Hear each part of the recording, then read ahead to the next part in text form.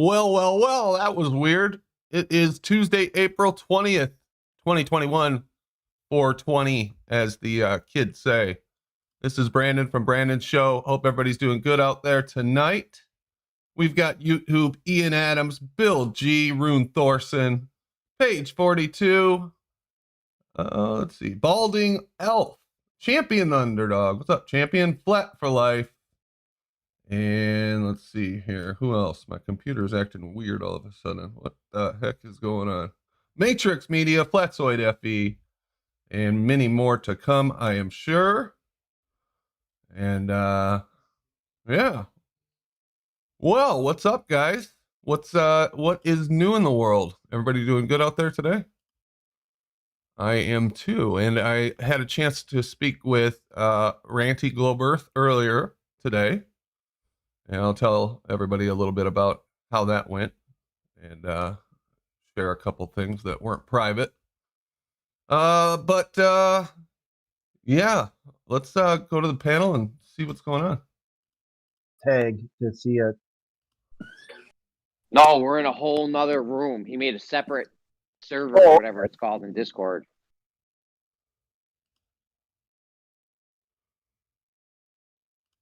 What's up, guys? We're live. How's it going? Yo. Hey. Hello. We got Brian Leakey, Jeremy, Crit, FE, Bob Dole, and Zip. What's new, guys? Chilling. Everyone's still all up in arms. Ranty's on over there at Jose's. Right now? I got one.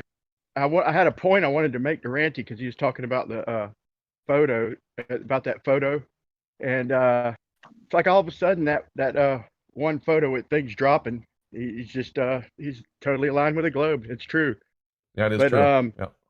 So I had a main point I wanted to get to, but I had just a question I had to ask. I told him I had a point I wanted to make in one question, and they muted me after my damn question that he didn't even answer, because I told him, I said, Ranty, I should have made my point first, but I said, do you think there's a helicopter on Mars right now? And he dodged it. He's like, I don't know about it, blah blah blah blah. I don't think about shit like that. Oh, and good move, Brian. Yeah, let's see how many of the blue pills he swallowed at one time. Yeah, that's an interesting question. Chris Berry made a good point, man. As he Ranty, when he was describing his what's going on and his thoughts and all that, he grouped himself with Flat Earth a couple times. I recommend after this show that whoever's listening go check out the replay of Jose's episode today. And Chris Berry pointed that out, and I was thinking the same thing, but I was on mute, so I couldn't even point it out. But Chris Berry, he nailed it. And the point I wanted to make to him was he's talking about the distances dropping in the distance and the known elevations and all this. But I wanted to point out that Jay Hold on, Effie, your mic's open. Effie, what are you typing on a typewriter?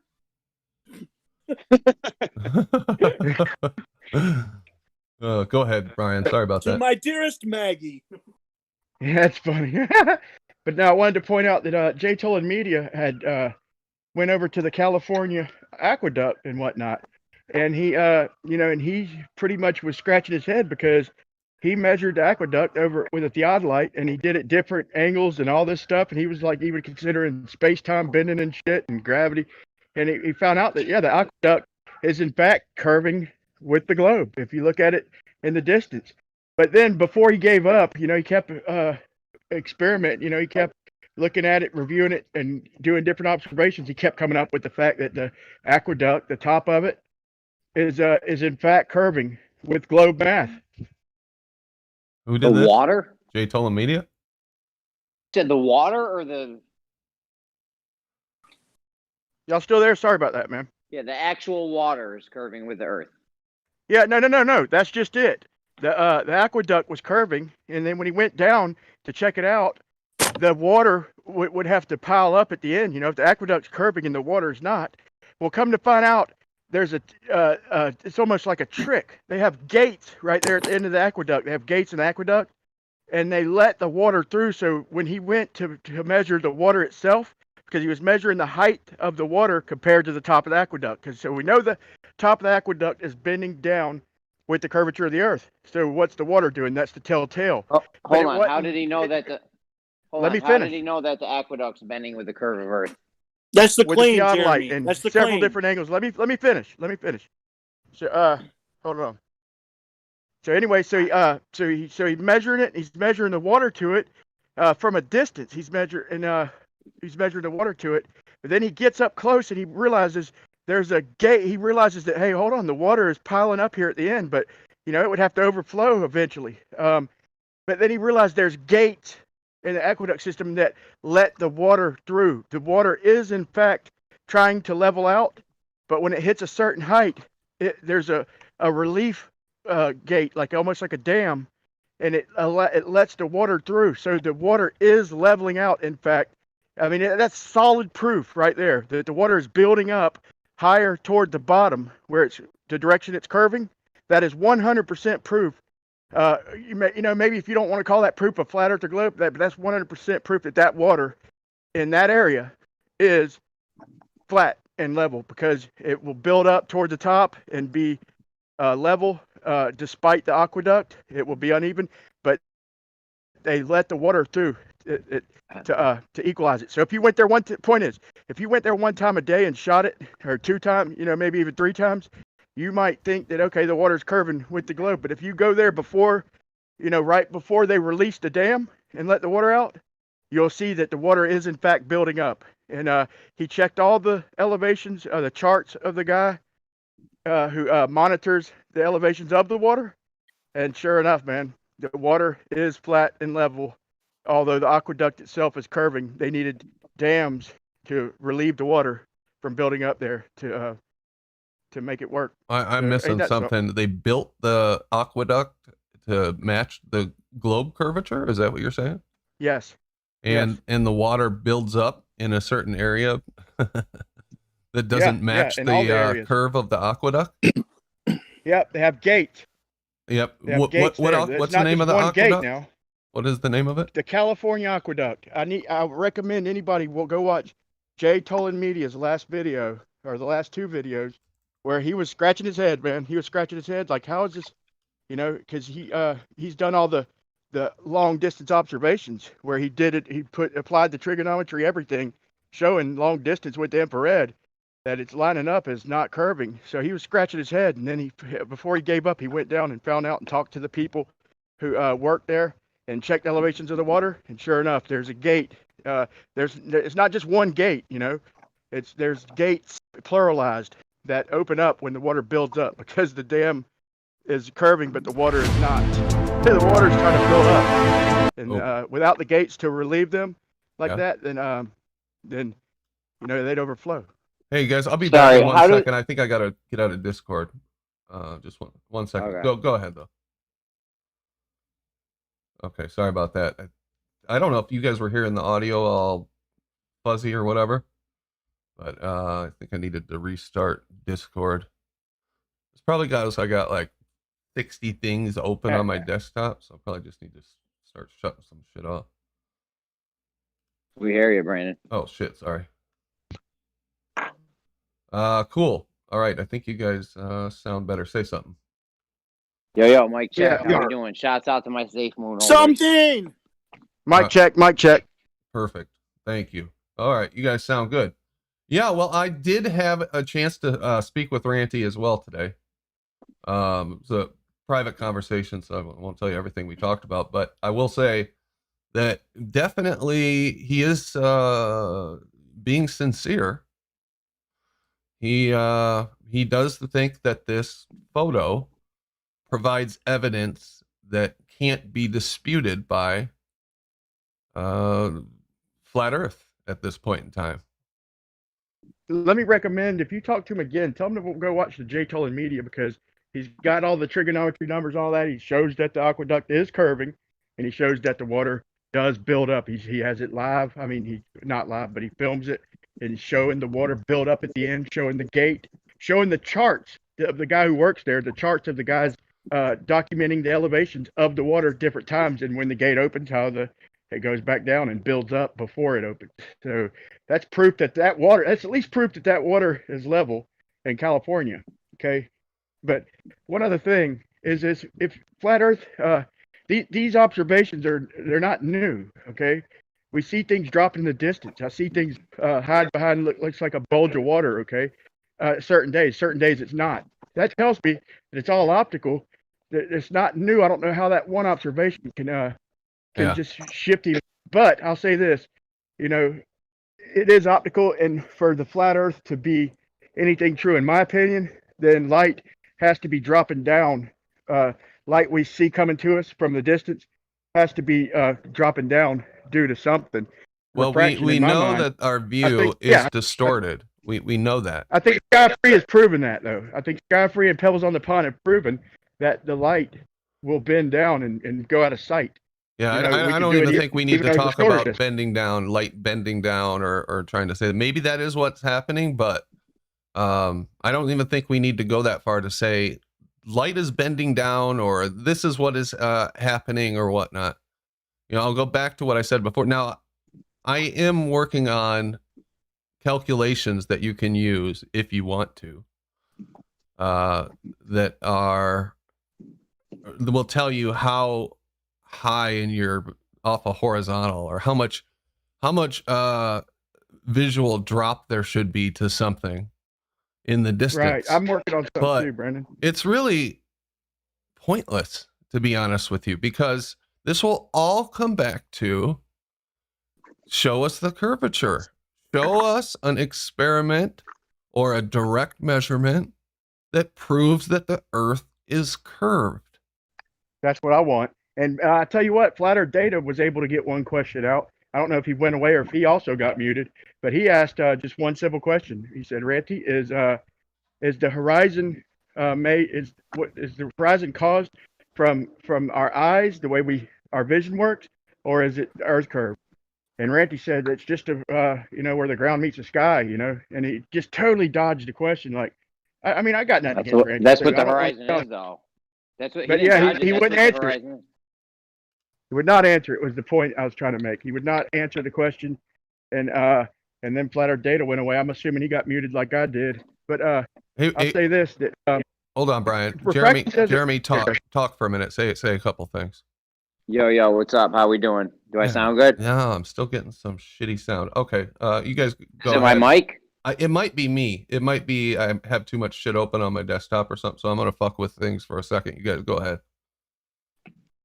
I'd be shocked and in awe if Ranty started arguing for the globe. Like, I don't see that happening. You know what I mean? Also, when you asked him, or somebody asked him, do you think there's a helicopter on Mars? If there was some amazing thing that was like, oh shit, it is a globe, I'm still not gonna buy their space-time bendy bullshit with NASA with That's what I wanted to know. NASA.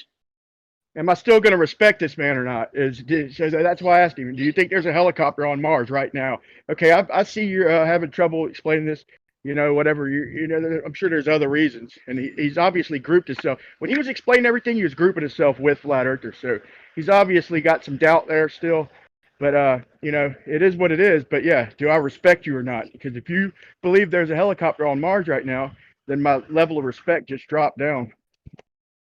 I mean, if it's his choice to believe what you want to believe, we're all our own person, and nobody can tell me what to believe or not. And if I decide to change my mind someday, there's nothing, I wouldn't expect people to lose respect for me just because I've changed my opinion on things or my stance or what I believe to be true.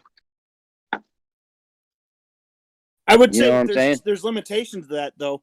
I mean, there are certain things that if somebody comes to me and tells me I believe this is true, I will lose respect for them because the thing that they believe is true is so far from reality or logic that it's not worth, like, they don't deserve the respect anymore.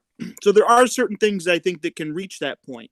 Now, if he suddenly actually legitimately thinks it's a ball, well, then he must have a reason for that, right? I mean, he's been fighting for how long? Yeah, saying it's not. So I'm good with that, Bob. But so look, let's see what his reason is. If he gives us a compelling reason, well, hey, now we have something more to discuss. If he doesn't provide any real substantiation for why he thinks it's a ball suddenly, anything further than what they've already given us so far, then I'm still not buying it. He can say it all he wants. Yeah, it's something I'm going to fishy, go dude. with there's something else going on, and he There thinks he has to say it. I agree mean, with this that, shouldn't man, have been because this like I shouldn't have said, been a surprise. This shouldn't have been a surprise to Randy. He's known for years that there's an optical effect happening that's making it look like. All right, sorry. Just trying to get this straightened out here. Might have to restart Discord. If I do, there'll be just a brief interruption, just like 10, 15 seconds while I bring it back up. I agree with Bob, and I agree with both of y'all on that. There's something else, and that's why he kept grouping himself with Flat Earth. So he's obviously something's going on, but who cares? We'll never know that unless he, we could assume all day. But when I got muted, because Jose was making a point like it's not like you were into the Flat Earth, or you ain't even had the show and all that, or it ain't like you're involved right now. And I'm like, wait, that ain't true, Wait, are we still supposed to do the next 6 months or the 4 months of the year challenge that you put out for investigating the sun? Kind of with sun explanations. We've been talking a lot about the sun, and he challenged everybody for that this year we're gonna research the sun and come up with explanations and figure out what all we could learn and all that. And that's when they muted me. But I don't know. I should have got to my point about the J. Toller Media thing, because that's proof right there that In the midst of all this ranty drama, have you guys seen the video Witsit put out on Nathan Thompson? No. Yeah, man, What's I've that seen all it. about? Crazy stuff. He did him this dirty. Is recently? Yeah, but if it's true. You know what? He I did heard a Witsit little dirty, bit about bro. that when That's that blew up a fucked little up. while Yeah, back. 100, when he yeah, was 100. on, Sorry, yeah, that's what I mean. I thought you meant Love Witsit you. did Nathan dirty by No, throwing him no. under the bus. But man, he deserved to be run over by that bus. That's Yeah, man, what the fuck, dude? I mean, we all knew. I don't know about you guys, but when you throw on a duck suit and shit and start stacking toilet paper and thinking there's a giant magnet, you're supposed to be a critical Yeah, thinking that was it for flat me. earther. That You're was supposed it to for be a me. critical. Hold on, Brian. You're supposed to be a critical thinking flat earther. Like, what are you doing out there? And then all the stealing of this shit. Like, yo, man, that's just fucked up. I'll be honest, making us look stupid. The same thing. I'm just gonna say this. I got no problem with Nathan, but I will tell you that was really stupid of him to go to a school and yell at kids. If somebody was yelling at my kids on a school, I'd be super fucking pissed. And that made national news. Yeah. That makes us look like fucking retards. Seriously.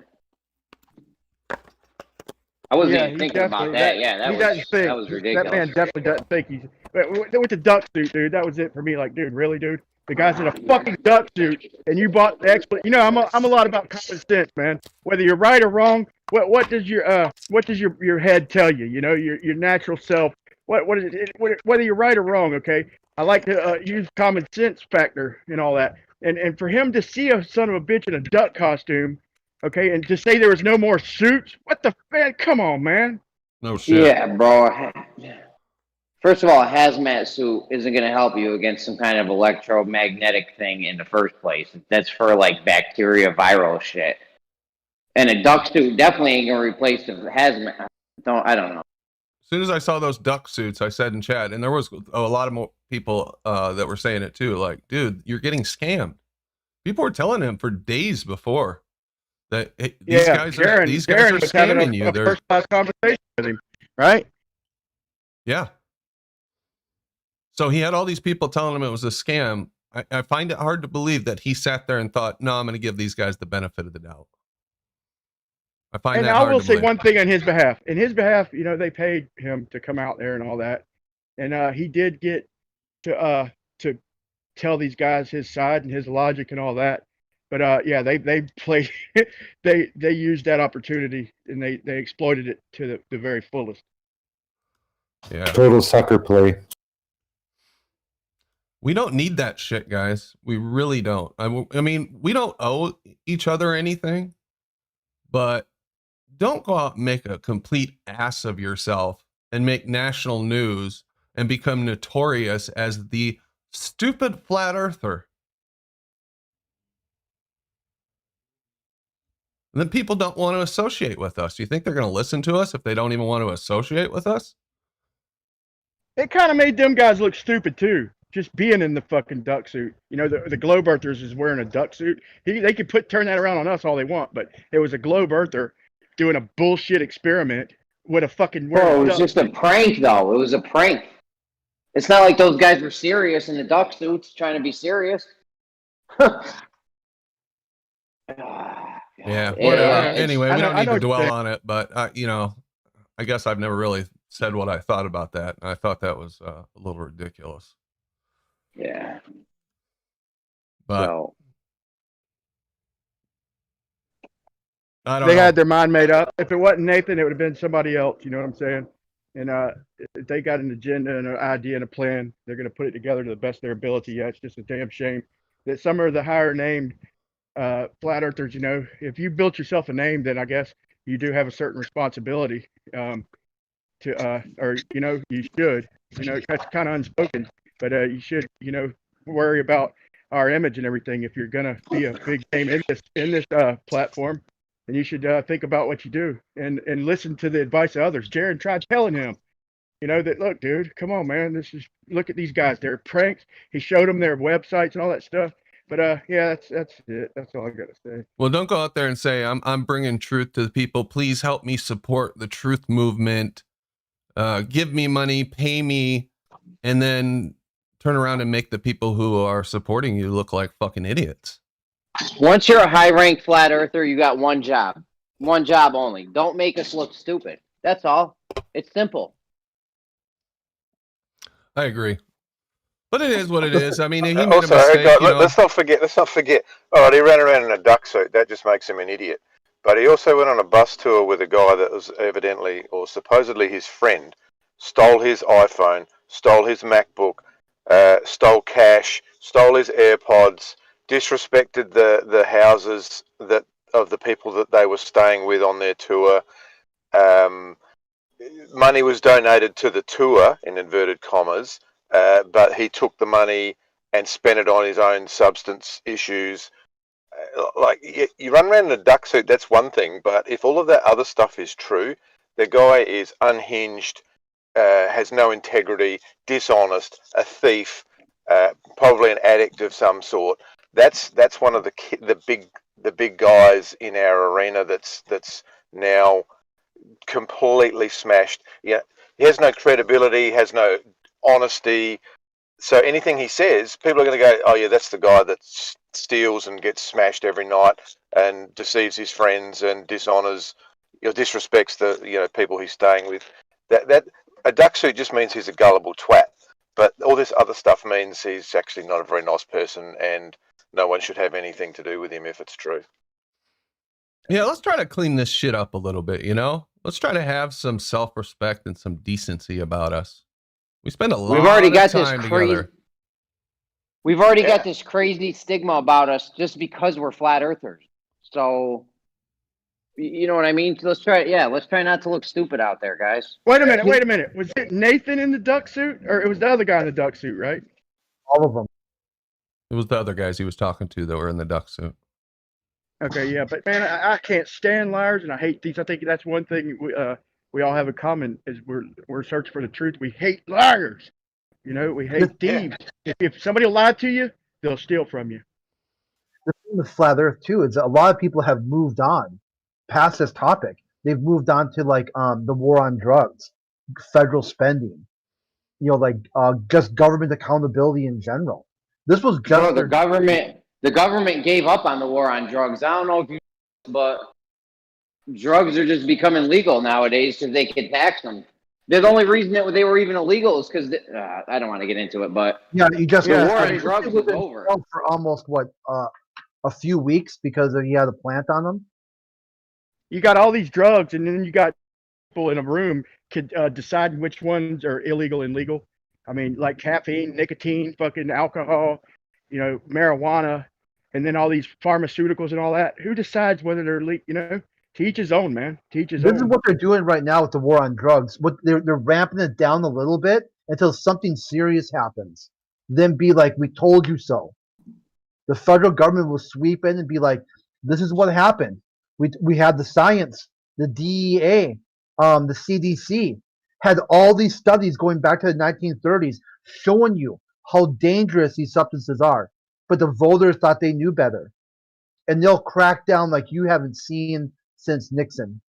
Like a joint will go back to like a class A, substance. They'll ramp up their police state. I don't know about that. This Wow. drone they got, that's not on Mars. That's a drone for right here.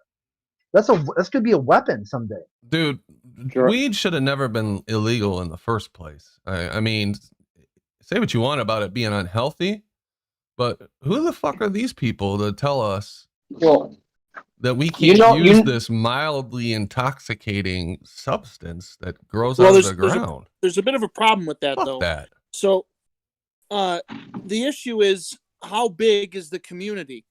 See, if a group of people get together and decide they're going to start a community, and those group of people agree on a set of rules, that's fine. They can agree on that set of rules and they can live together, and that's all okay. Now, if somebody comes along and wants to join that community, that person has to either agree to the rules of the community or go elsewhere.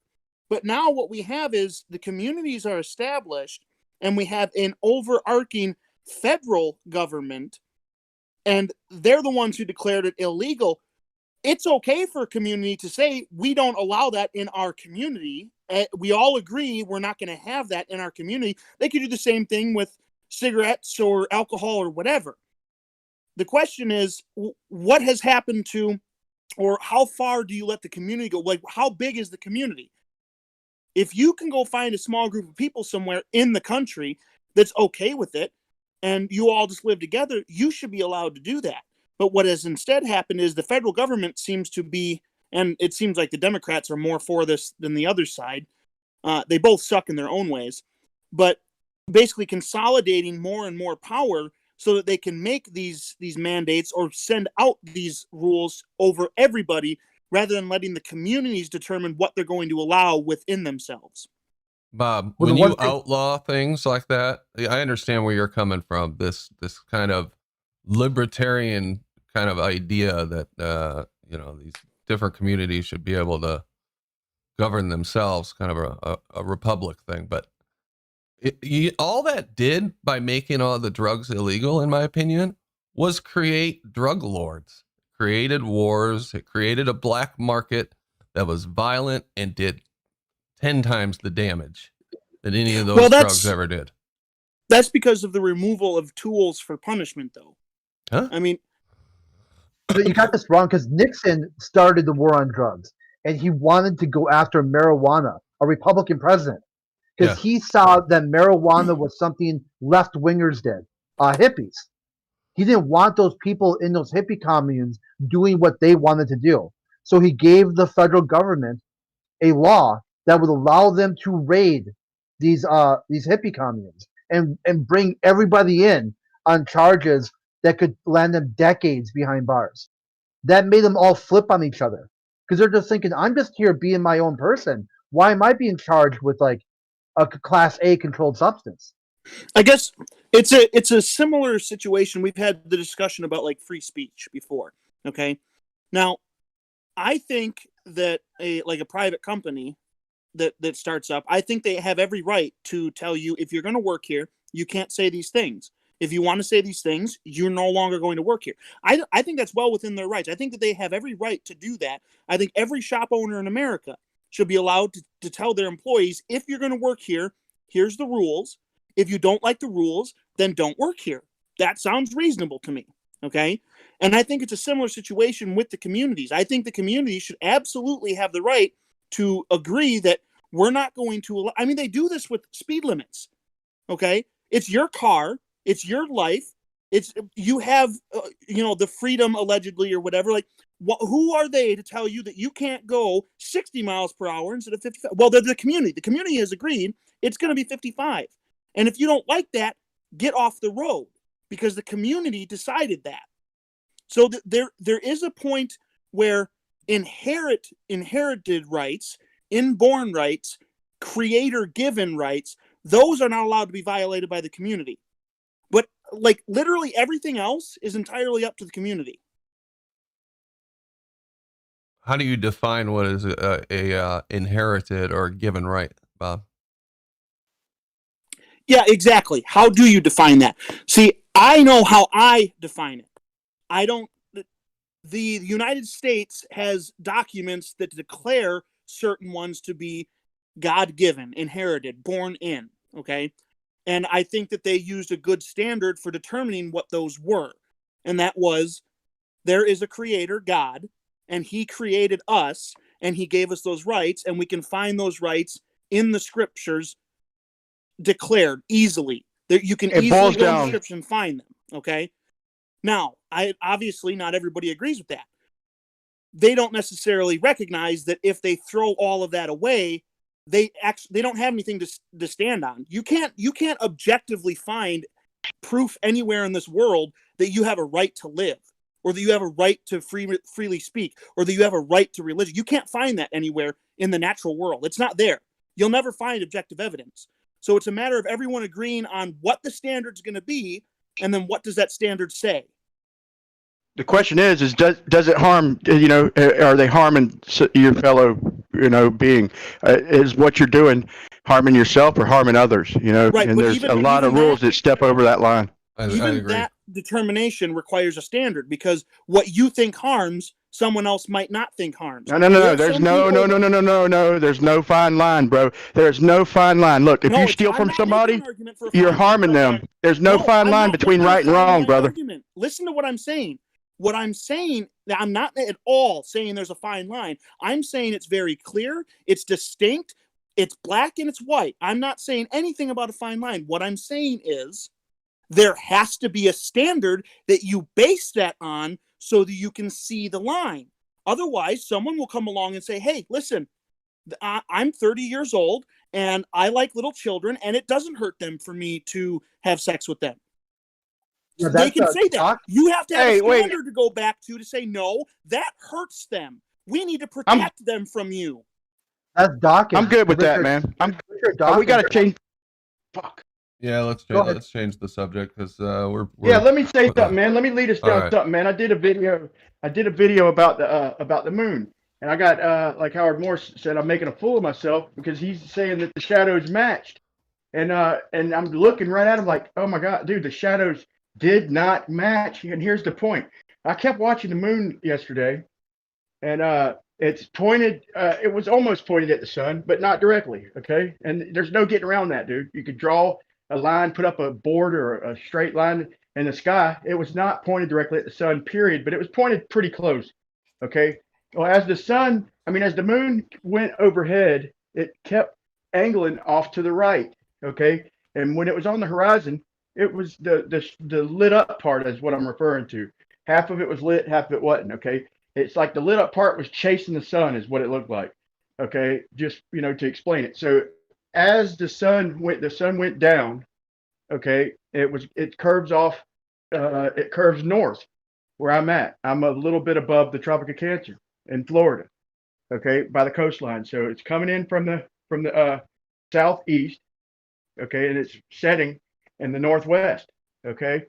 But after it goes down, you wonder, what's it doing? If the moon is any kind of tell, the moon started angling at night, going toward the horizon like it's chasing the sun. It starts turning, okay, about a quarter rotation to the right. So, and I've got to thinking, if the Earth is a globe, I got my globe out. It would just, it might barely angle that way a little bit, but we're basically going in a straight angled line. Okay, so the moon should, for the most part, maintain its angle at the sun, whatever direction it's going. So in other words, okay, if it's angling 23.4 degrees from the southeast to the northwest, okay, I'm good with that. I'll accept that. But as it starts turning out more to the north, before it sets, then that tells me that the sun is doing something else. It's got to be turning. I'm going to check it again tonight because the moon basically moves like an hour back of what it did the night before every night, but it's right overhead. And I'm going to see, because if it's tilting to the right a certain amount, that almost disproves a couple of theories in my opinion. And also I wanted to what was I going to say?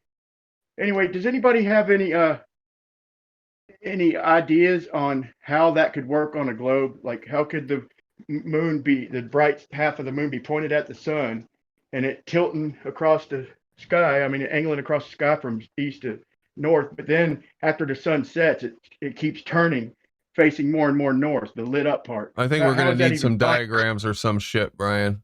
You're gonna have to break it down for us, because I think you're pretty deep into thinking about this, and I'm not sure if I'm following 100%. I understand you're saying there's some discrepancy between the light and dark parts of the moon and Yeah. and where the sun is, but these things are tricky. We'd have to. If we're Yeah, doing let's a do another diagram, thing. can we wait for Rumpus and let him do it? Yeah, right. But listen, pretend the lit up half of the moon is They're really a far pointer, away. That's the arrow, answer. right? Pretend the lit up part of the moon is an arrow, Okay. okay? And pretend you're on the east coast of the United States, wherever. Okay, I'm in Florida. Okay, the sun is coming from I'm looking out east. I'm looking out over the ocean. The sun is coming from the south. It's coming from like southeast. Okay, where and I like to point out also antipodal. It said that it's coming in from the south at Australia too, which doesn't make sense, but it's coming in from the south. Always is, but a little bit southeast. Okay, and it comes over my head, directly over my head. The moon does, but the sun it doesn't quite come over my head. But then it starts going. It starts going to the northeast. In other words, if you turn around away from the ocean, it starts going toward like Washington, up toward Canada. Okay, now picture the moon is an arrow, and with the half lit side, the pointer. So the lit side is pointing toward the sun or close to it. Okay, so if it's coming over my head, if it's coming at an angle, that's fine. You could explain that with the Earth's tilt, the 23.4 degree tilt. But if the moon keeps turning from that trajectory, in other words, as it's going over, once the sun's already past us, if it keeps turning right, that means the sun it almost has to be doing a circle. Is my whole point. If that helps. No, You're you very gotta confused. show us. We need some diagrams, or we need you to. Well, how about just these quarter moon at the equinox? That's probably Oh enough for boy. you. Yeah. You got a 90-degree angle between you, the moon, and the sun. And even though the moon is setting, the sun is still directly opposed to it. You're still seeing that looks like a half moon, but it's really a quarter moon. You see the quarter moon, but the sun is directly opposing it at a 90-degree angle. And then when the sun sets, it still has that same angle. It's just that you're on the part of the Earth that's away from it. So I know that looks like that angle should be changing, but you're not understanding the distances involved. If you understand the distances, Oh, you're not understanding the distances. Hold on, That's the problem, Brian. You're not understanding. Hold on. I'm just almost done. The last 5 words. Once you understand the distances, it all becomes perfectly clear. Bro, you're full of shit. Sorry, I don't know who this is, but you're full of shit. Okay. It's The Xanax. whole point is considering the distance. Like the whole damn. The whole conversation you're not considering is we're discussing the point. distances and the You're not perspective considering from them distances. That's the whole point of That's the All time. right, same hey reason. guys, don't interrupt So each back other. up a little bit. Don't interrupt. Xanax. Back up a little bit. We have the moon rising. The sun's already. What happened? I lost you. I lost him. But the whole point is the damn distance and the No, angles it's not the and point. stuff. The point is the angles. So again, the sun is about to set. The moon is almost directly above your head, and there is a 90-degree angle between you, the moon, and the sun. It means it's quarter lit. It's half. It looks like a half moon, as they call it. Now, Okay, then I'm going to counter with hold this. on. That doesn't Okay. change as the sun sets. That illumination of half the moon being illuminated, which you can see, does not change, and that is by virtue of its distance. Why is it turning off to the right? Because the Earth is rotating Yeah, no backward shit. away from it. Earth is rotating, and that would explain the sun crisscrossing across my sky from No, south to north. Yeah, yes, Okay. it goes by you. Yes, that explains it coming by you. But at what point does it turn? Why does the moon, the arrow of the moon, the lit side, start turning off north? It never turns. You are turning away from it, but the illumination is still No. constant. If I'm turning away from it, you could describe that with the sun and the moon crossing the sky from the south to the east at 23.4. Like I said, I will buy that. You're not understanding the argument. I am understanding the argument. Hold on, let me finish. I didn't interrupt you, bud. Okay, I stopped and let you finish. Okay, the point is that if you're going to use that, then I'm going to bring up seeing. How could you see Mercury at all? It should be in the sun part of the sky. If you think I don't understand the distances, you don't understand the distances. No, If you I think do. you should be able to see understand the Mercury, distance. I understand if the you angles. lay out a And globe I'm and just telling put you. everything to scale, you cannot see Mercury. No, you just don't. You at really all. don't understand the distances Because of the sun. That 90-degree angle, that it's not quite 90. It's just a little bit off of 90. 89.85 degrees. That still looks like 90. Still measures to be near 90, but it's not. It's quite more than 90. that, dude. You obviously have no idea. It's more than 89. Now you're interrupting me. Now there we go. Yeah, So yeah. Sorry. That little difference between 90 degrees and 89.85 is enough to where this is possible, where it is illuminated and is half, yet the sun can set, the sun can be visible and still be shining on the moon and still have a 90-degree angle between the two, near a 90-degree angle between the two of them. And then when it sets, you'd think that this would all change. And that's when I'd say you don't respect the distances. Because if you understand the distances, it won't change.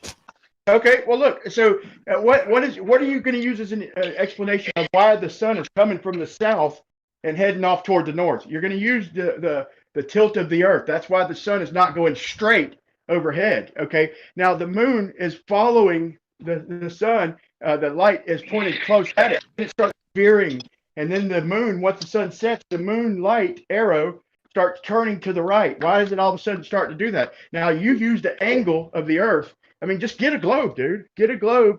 I don't need to get a globe. I understand it. You don't. Bro. Oh, God. You don't understand, Brian. God can't help you here. A math book can help you. Brian, you don't know who Zanuck is? God, you don't know who Zanuck here. is, bro?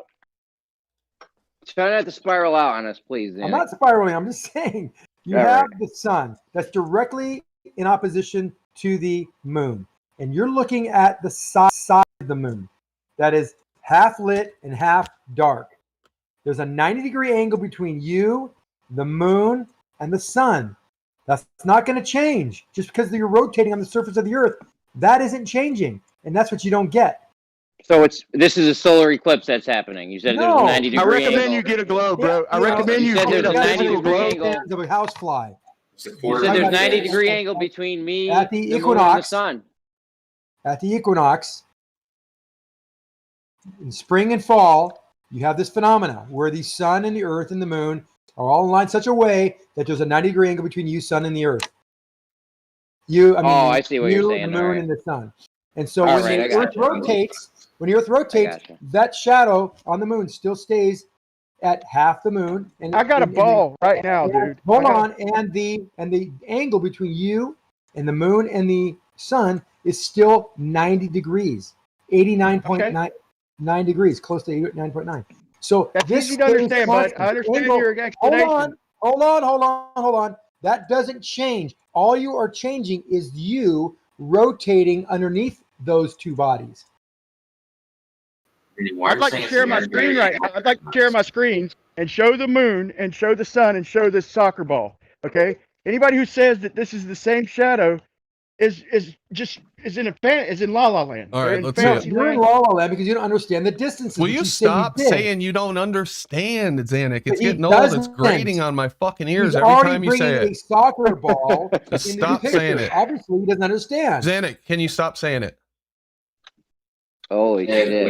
When you say the equinox, this happens. Are you just talking about on the quarter moon phase? Yeah, quarter moon. Where you then have a definitive angle between the sun and the moon that are both in the sky, but you know the angle because you have half the moon. That only can happen when you have a 90-degree angle between you and the moon and the sun. So that's why we like that. And then we still see the phenomenon he's talking about, where the sun sets and this arrow, as he's calling it, of the sun's lit part, not following the sun downward. See, that's the part he's talking about, and that's why I say he doesn't, quote, understand what's happening because of the distance. I'm just saying you're saying equinox before, so that confused me. The distances make this possible. If it wasn't for the distances, he would be right. For example, if it was a satellite or something that was illuminated like this, and it said, yes, that would, what he's saying would happen. But it's not a satellite. We have something that's 93 million miles away. All right. So what Danik said the equinox before, he meant the first quarter moon and the third three quarter moon phase, twice a month. The sun is down on the horizon. Okay. Now I'm trying to imagine myself in free space. Are you Okay? sharing? You got to get a globe, It dude. just You're disappeared. It's doing not all there this anymore. stuff. It's not there anymore. Hold on. Okay. Look. All right, hold on, Brian. Let me get you on the screen here. I see it. What's your point? Okay, go ahead. Okay. My point is this: the sun is down there, down on the horizon. The moon. I'm looking dead up at the moon. I got to break my neck to look at the moon. Okay. Yeah. It's not the same shadow, man. It's not the same shadow. Because you know the distances are not correct. Wait, hold on. Where's the moon in your sky? No, he's Let saying me the zoom in a basketball little is the bit. moon. No, but is Wait, the let moon me in the zoom sky in. also? Yes. If you compare the basketball with the actual moon, you'll see that the shadow on the basketball and the shadow on the actual moon would be the same. Who was it that posted that one and it was a ball and the moon and said, "Oh, these match. That disproves flat Earth." And when we looked at it, they didn't even fucking match. Was that you, It Kosho? should Yeah, match, also- it should match Or was here, that too. B-ball? Seems like something Yeah, B-ball you would could- do. You That can does also sound like see, some b-ball shit. I've or- posted that picture plenty of times. or if you see like a full moon at night, recreate that balltard, right? Dude, full moons Globalist only occur at night. But You get full Or moon full during the day. moon, yeah, during the well, day. it depends on what part of the year it is, but they're And opposite then, of the or a sun. crescent So. moon, No, they can or- still be during the day. a crescent moon at night. A full moon during the day. Yes. So Absolutely. they're opposite of the sun. So Yes. unless you have a long day, No, it's just full moons happen all the time in the daytime. No, they're you're still opposite of the sun. I know, but you're having the same disrespect for distances as they are. No, Kosho. Zanuck, it's opposite of the sun of the sky, Zanuck. I know, Guy but who it's said not that it was opposite. leading back to the Not, heavens. okay, hold on. It's not opposite as you are thinking about being opposite. Yes, it's opposite, completely opposite, but it looks like it's not because the sun is so far away. It's still visible to your right. The moon is to your left. It's full. It's in the daytime, but they are opposed to each other almost perfectly, not quite, but almost. And it looks like because you're on the earth how can this be possible when the sun's over here, up and to the right, and the moon is to the left, but it's full? How's that possible? Yeah, because you You just don't understand. You just don't because understand. God, Joe. come on, guys. Because Zanuck, No, tell him how he Zanuck, I want doesn't you to find me a day understand. where this happens. all the time. Tell him how he doesn't understand, All Zanuck. the time. The only time this happens is if you have a super long day, like in the No, summer. no. Zanuck, tell him It's how he just doesn't it's just the understand. truth, man. Whenever the Yeah, sun but sets, in the the full moon summertime happens all the rises. time. There'd be a super long day all summer long. End of spring and beginning of fall, you can always have a full moon during the day. Let me summarize this. So, Zanuck, you think it's possible that there can be a full moon during the day. Kosho, you say that's impossible. Is that correct? No, I'm not saying it's impossible. I'm saying it'll happen at twilight or sunset or sunrise. It's not going to happen in the middle of the day. If it's daytime, middle of still the day. Give it's me a a long time. day. It will actually. It will. Yeah, the sun will be on its setting phase. It won't be at noon. That's for damn sure. But like between 3 and 4 o'clock, you can have a full moon. Okay, wait. All Visible. right, so 3 the or 4, moon. I don't think so, man. Y'all you don't can't think see the so, but moon, you can you? back it up. No, I'm telling you, it doesn't happen. It does The sun- happen. The sun doesn't. The full moon doesn't rise at 3 or 4. Yes, you can see it. About 4 o'clock, you can have a full moon. Well, let's see a full moon why don't you show us an example of what happened All right. at 3 or 4 p.m. I'm talking about this thing where you hold a ball up in the air and you're like, look at this ball is also a ball, and the moon is also a ball, and look at the way this light hits the ball. Therefore, the Earth is a ball.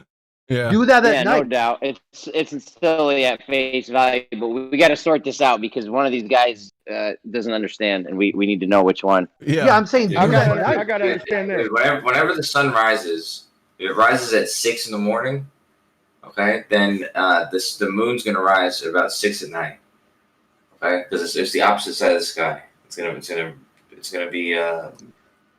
gonna follow the exact opposite path. They're both on the ecliptic. When there's a Perfect. full moon or always? No, the full moon. Oh, yeah. Okay. Zanuck, Kosho's claiming non-existence of your nutcase claims. The proof is on you, Xanax. So let's see it or concede. I'm not trying to call. We both agree. No, that I'm calling him out. I don't care if the you're. full moon can be in the daylight hours, the sunlight. Now, I don't know the timing exactly, but let's say it's 6 o'clock. It's near. You know, it's approaching sunset. But you will have a full moon, and it will look like it shouldn't happen because. Okay, let me ask you this then. And the sun is setting, or near set. It's still not. It's not setting. It's still above the horizon, and it's. Wait a second, man. Full moon. I've seen that too. You're getting ahead of yourself, guy. Okay, I'm looking at the moon right now, and it's almost directly overhead. It's probably about at 80 degrees. Okay, the sun is on the horizon. Okay, I've got a little less than a half moon. Okay, now I'm 93 million miles away. So that's let's take that into consideration. The sun is on the horizon, but it's 93 million miles away. Now, I take the moon and I drop it down. Okay, you're saying it's not the moon moving. You're saying if the moon drops back down toward the horizon, it's the Earth turning. So why would it be full? Why would the moon be full? No, it's not the Earth turning. If it's only it's the position of the moon. Angle of attack. You guys, hold up. It's when that sun has a direct line of sight to the entire face of the moon that we see. And as Kosho mentioned, it happens only when it's starting to rise and the sun is look like it's setting. The angle may not look right, but if you do the math, let me tell you this: angle of attack. The angle of attack will clear it up. The position of the sun right now, I can draw a straight line to the moon. You're give me a straw man. It doesn't matter what it's doing right now. Today, dude, you need to get a globe, okay? No, today, don't just do this shit. Listen. Brian. Dude, quit interrupting me, man. Quit interrupting me, dude. Trying to explain. What is your name, dude? You're fighting Xanax. It's fucking Xanax, bro. You told Xanax to get a globe. That's hilarious. Xanax, buy a globe, okay? Don't just do this. I have a globe. Okay, well then quit doing this shit in your brain and do it. In my brain. Okay, go get your globe. Listen, get your globe. Let's do this together, dude. Quit interrupting me, bro. Why do you keep interrupting me, man? Brian, you're holding a soccer ball at arm's length. You're fucking crazy. Xanax, quit interrupting me, bro. The video shows what I did. Okay, the sun is on the horizon and the moon is directly overhead. If it's 93 million miles away, then okay, what I want you to do is go get your globe. We'll do this together. We're gonna put a little ball representing the moon, and then we're gonna get a ball representing Venus and a ball representing Mars. What we're gonna do, we're gonna scale them together. We're gonna do this together. I'm gonna hold your hand and show you. Okay, we're gonna have a sun, a moon, a Venus, and a Mercury. I'm gonna you while holding your hand while this doesn't work. So I'm going to grab my globe. Will you go grab your globe? We'll do this together. Go get your globe, like go get your shine box. Shut the fuck up, Jeremy. All right. Diarrhea mouth. Sorry. Listen, you take the globe. Your moons have to be about a mile away, 100 yards away, and your suns have to be across town. All right. So you're not gonna be able to do it with holding your friggin' globe in your hand. The math is simple, and Koshi's already mentioned it. You got to have a setting sun or near setting sun, and the moon's got to be rising. That's how you get the full moon during the daytime. When it's above your head, it's not going to be full ever. Bro, are you grabbing your globe or are you just talking? Hello. I'm almost done. You're doing it again. Are you grabbing your globe or are you just talking? Right in front of me. Okay, now get three other balls, and put one across, and then get a light. Get a light. We're gonna do this together, dude. Oh my god, dude, you're lost. Right there. You're lost. You're completely lost. You don't understand. I hate to tell you. You're confused. Fuck Xanax. So that's where he's going with every conversation. So listen to me very carefully. When it's right above your head and you see the sun just starting to set, that'll happen only a couple times a year, 4 or 5 times a year, and that is when we're at the not solstice, the equinox. Okay. Do you have your other balls, dude? Will allow you to. You're still doing it. The equinox will allow you to see a half moon or a quarter moon. And the sunset. Do you have your other balls? Stop it. Now the full moon. Bro, you're just reciting Wikipedia, dude. We've heard this a million times. We want to see it, bro. We want to see it. I can't. We want to see your balls, You're out of control. Seriously. Your balls. Bro, we're not out of control. We don't like the bullshit talk. We want to see demonstrations. That's what we do on this channel. We do demonstrations. So what I want you to do, I'm going to hold your don't hand. Understand the demo. You can't handle the truth.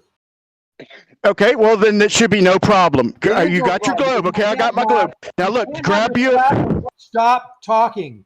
You can't have your flashlight on the soccer ball. No, I'm using a laser. Or your globe, and you can't simulate what we're talking about by having other spherical objects within reach of this object. That's why we're going to scale it. You have to have that moon by the scale. If you have a globe the size of a globe, where do you think the soccer ball or the moon's going to have to be?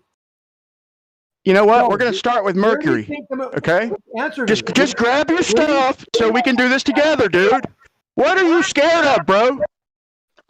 I'm not scared of anything. I'm amazing. Well, then grab your light and grab you two other balls. We're going to scale this together so we're on the same page. How far is the moon going to be away?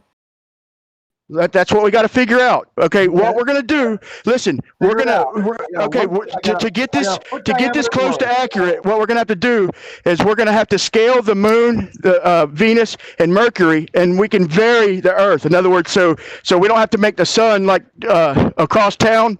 Why not? We can vary the size of the Earth, or we could just take it far enough away where the angle. You better have like a pin head for the Earth.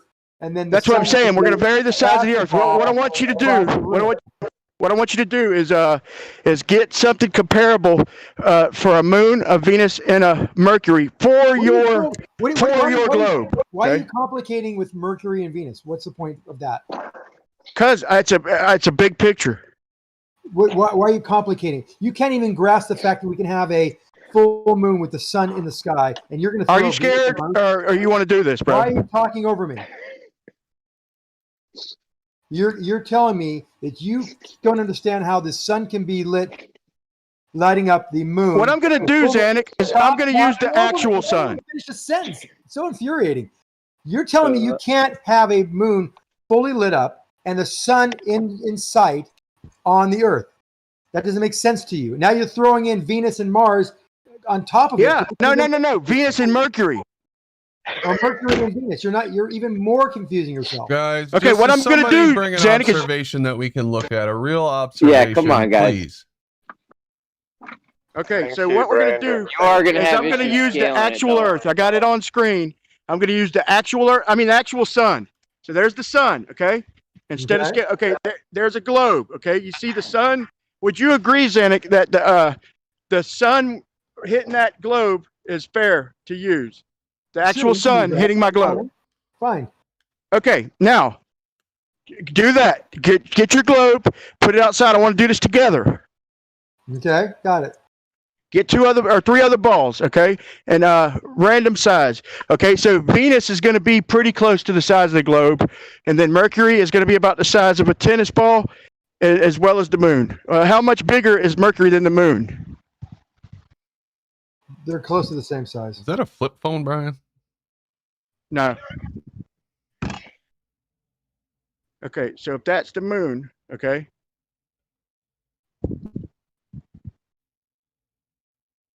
It's hard to do this by myself, but yeah. So to scale this, what I'm trying to demonstrate to you is that this whole side that is in sunlight, okay. Yeah.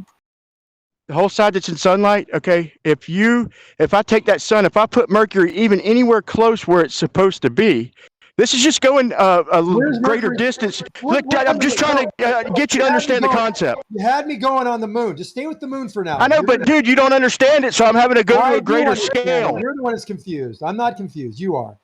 I'm having to go to a greater scale, Zanuck, because you don't understand. So my point is, do you see all the moon?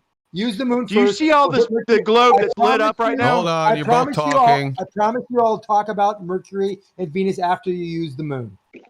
So use the moon. I got it. You got your globes lit up by the sun directly opposed to it, and you have your moon. Where are you putting the moon? What's your problem? Okay, now you see this line. Look, do you see this line on the globe right here? The line that goes at an angle right there. Look, I'm pointing at it. Why don't you turn that longitudinal? Dude, don't tell me how to explain this to you, because Zanuck, just shut up and let him give his demonstration. Zanuck, shut up and let him get it out. Hey, stop it. Shut up. Why don't you Zanuck. Shut the. Why don't you outline the shadow border with that bracket? He's like Rumpus. He'll with the never stop. longitudinal bracket? Go ahead, Brian. never Give your choose. explanation. Okay, so I'm right I'll here. unmute you after Here's- he's done, Zanuck. Thank you. Okay, so I'm Florida right here. I'm Florida. Right there. I'm at the north part of Florida. Whatever that was. Okay. Your mic is too close. Now this is the sun. So this line right here, look, I want to show you this line right here that goes at an angle. That right there is representing their 23.4 degrees. You see it? You see how my finger's going at an angle to the equator? Yep. Okay, so now Florida, so the moon is up here is what they're saying, and it's coming around this way. Okay, so that would explain the angle.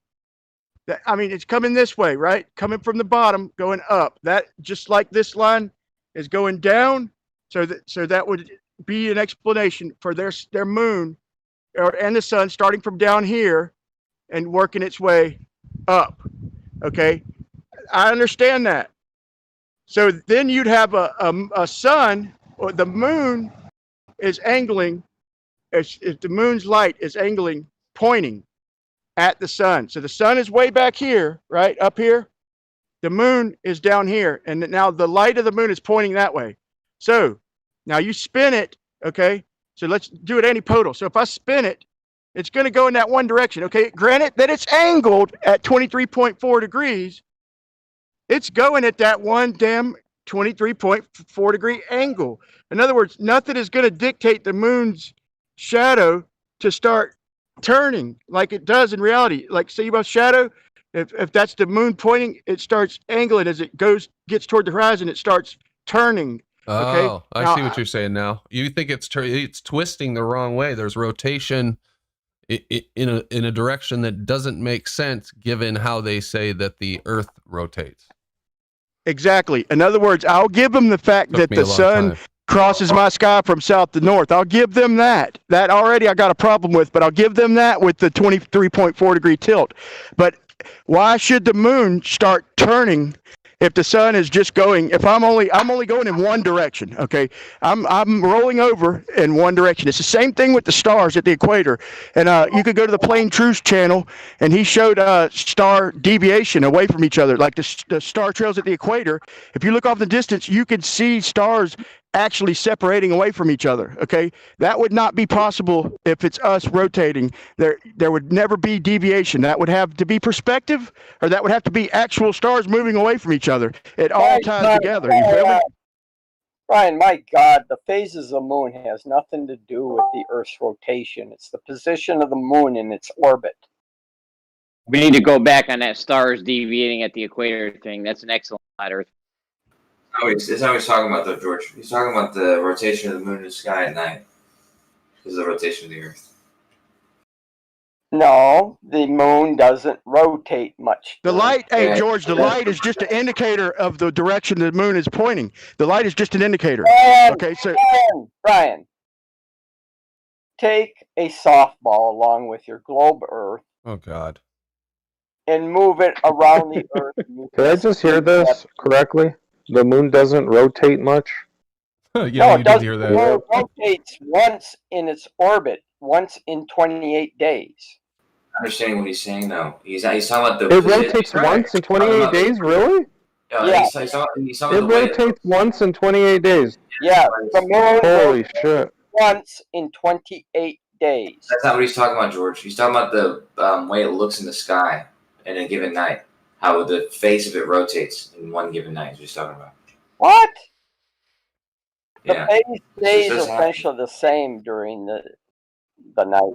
It's not true. It does rotate. Yeah. I think we need a Well, you an guys claim observation that- of this. Like You guys claim the moon rotates. There's no proof that that's actually happening, though. So that's just their You baseless. can look at any. That's just their look at baseless somebody- assertion that it's Jeremy, rotating. Look at somebody's. Yeah, okay, Jeremy. Look at somebody's observation of an eclipse. I tape the entire eclipse. I keep the camera on the moon the whole time. Phases of the Then moon what? only has Then what? a function. Hold on, I don't think Ocho is done yet. Is a Hold on, function George. You need an of eclipse the position of the rotating. moon in its orbit relative George, to the Earth. George, It has hold nothing on to a do with the second. Earth rotation or We the got moon rotation. hold on a second, George. You're talking George, about okay. George, you libation, stepped that's all over. Kosho, we got the Kosho, camera you on the stepped all over eclipse, then Kosho, what? George. Hold on a second, George. If you're talking about libation, Moon. that's something totally different. George! It's bad enough Zanuck was in here 5 minutes. Kosho, you there? I'm here. All right, we got the camera, the eclipse, the moon, Hey, the so sun, then what? the Earth rotates every 24 hours, and the Moon rotates every. The moon rotates once a month. Yep. How do you know? And the Earth rotates once every 24 hours. No, we know the story, the Earth rotate, but how do you actually know that that's happening? We watch the moon every night. And I never see it rotate. Does anybody, Brandon? No, have you I ever never seen seen it anything rotate. The No. rotation happens in a given day is not the moon actually rotating. It's because the Earth is rotating, and the way it looks like, and the way that the orientation of the moon seems to shift. Do you have any way to I'll show prove? you Do you have any way to prove that the moon's rotating? Yeah, I'm going to show you an observation of an eclipse. Hold on. Okay. What about a Okay. selenium eclipse? Why would you I don't know how specifically the need eclipse an is gonna do eclipse it, if but- the moon is always rotating? Because those are the nights where people were videotaping the moon the whole night, man. Hey, Kosho, are you going to show us a selenium eclipse? Planning to, but there'll be one next month in Houston. You so- almost said that word right. It's a tough word. I'm going to give it to you. So It is. No, a I tough said it one. I right. can't even say it right. I can't even say it right. Selenium. It doesn't sound right. to me. Selenium. No, it's not. My screen, okay? This is going to be Salmonellium. eclipse, okay? Share my screen. No, it's Selenium. selenium. No, it's not. Selenium is a mineral. I'm going to share my We're screen, just but fucking with you, bro. so Who is that? No, Kosho, show us the selenium eclipse, please. No, hold on. Kosho's about to prove that the moon rotates. 3 times somehow. I don't know. fast. This is going to be amazing, right? George, here. You're going say to get. selenium 3 times fast. can you please stop speaking, sir? Stop speaking. Yeah. But yeah, here's an example. This would be the observation of the eclipse from as seen from where I live. He's not going to show us the eclipse that we want to see, though. I just want to see the moon rotate. Well, let's see what he's got. Let's see what I'm he's not got. going to speak anymore. I'm just going to press play. If you guys don't see it, I'm sorry. All right, you watching, Well, Brandon? Watch. Brandon I'm Let me know if and you see me want moon you to rotation. show us Hold on, the guys. No, no. selenium eclipse. I'm good with him showing us this observation. Yeah, watch it, Brandon. I can't watch right now. Tell us if the moon rotates. This is a fake eclipse. We want to see the No, selenium Just eclipse. relax, whoever this is. Let's see it.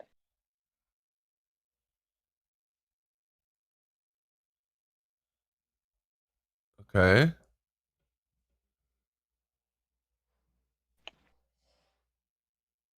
You watch the entire time. The moon's rotating slightly. The moon rotates its face in the sky as it moves across the sky, and the Earth rotates. It's Did you twisting. see it? Yeah, but dude, that's in just a few hours' time that you can't use that. You can't use the moon's rotation over a 4-hour span. Why? Did it rotate, Brandon? It's 28 twisting. days. It's Exactly. That's what we were saying. That's what we're saying by rotating. Like the face of it is rotating. It's twisting around. I thought you were talking about And it rotating in takes the other 28 direction. No, the days. actual rotation takes a full 28 days for it to make like a full rotation. And you have part of that rotation during this eclipse, or No, but with the guy, what's his name, Brian or whatever, what he was talking about the Yeah, but look shadow- here, man. Look, forget we're on the Earth. Forget we're on the Earth. Okay, just think about the moon and the sun, bro. Okay, why would the moon, despite what I'm doing, why should the moon start turning away from the angle it was turning? Why would it? If the light is pointing at the sun, and doesn't matter where I'm at, what is it doing? It should not ever change. It should be pointing this toward the sun. Period. Despite what I'm doing. The orientation changes to the Earth rotating. bro, did Show just prove the moon's rotating or not? I don't know. It's twisting. We know it's twisting. That's what he meant by rotating. I think. That's what he means as well.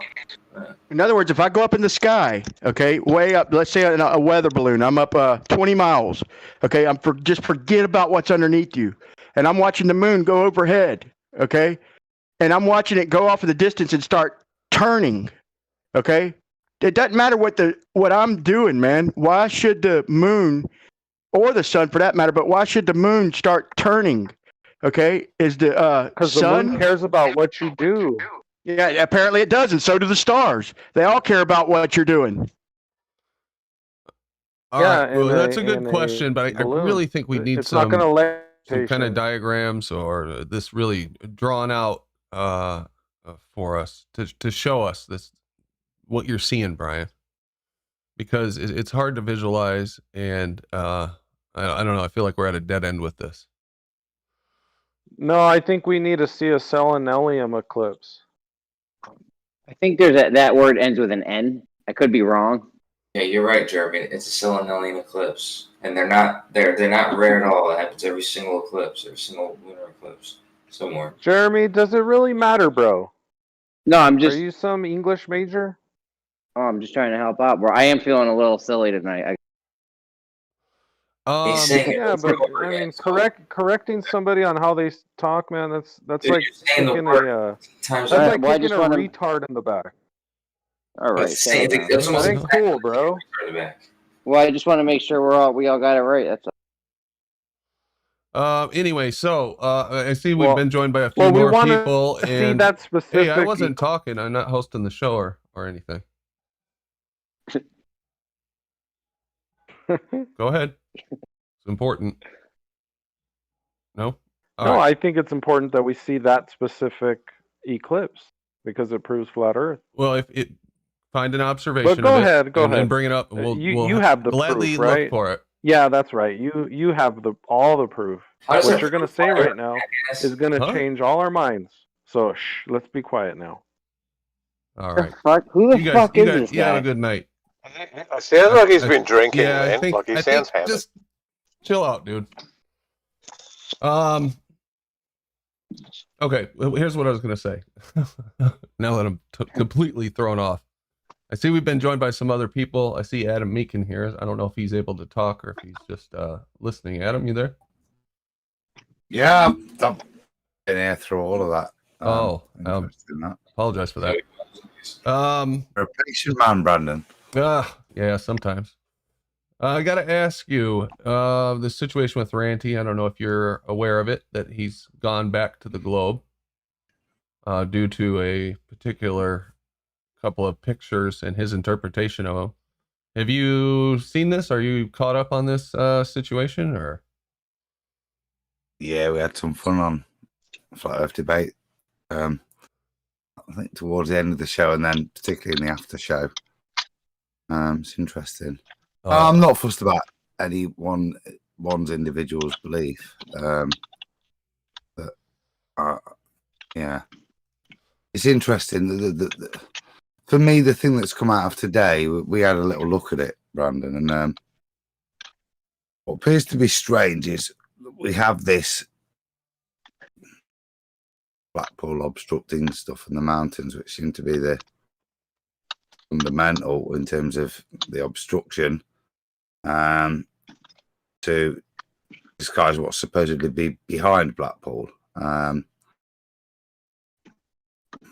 Brian's logic pulled up the original picture, and I think what I find strange is that, I don't know, 6th, 20%, whatever of that picture to the left hand side has been cropped, and it's a cropped image that we've been given, and then that last small percentage on the left hand side is missing. And it's interesting that bit of image takes you all the way across the water to the coast, where the coast starts in the mountains, and then you go up. I think a few people are doing some work on this.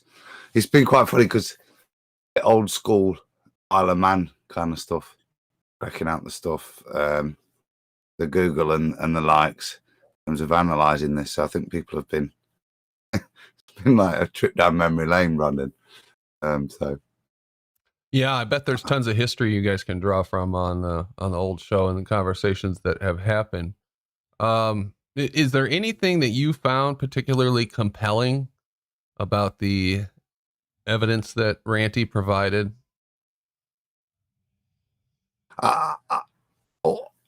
Like I said, I had a little look, and I think me and Riley did a quick bit of maths, and it goes back to Taboo Conspiracy's point from many a moon ago. They appear to be plotting this stuff wrong. Now, if a mountain is 2,000 foot above sea level, you stick it on a flat plane, you can keep that 2,000 and then deal with your angular size reduction at distance. That's fine. If you're gonna stick it on a ball where the base of that mountain is 1,000, 1,500 foot below my feet on due to supposed earth curve, then really you're only dealing with 900 foot of elevation that would be available for you to then apply angular size reduction at distance. And that the bit I've seen in a couple of the spreadsheets that have been put up, and I have to be honest, there's a lot of interpretation left here, which I think is probably the intent.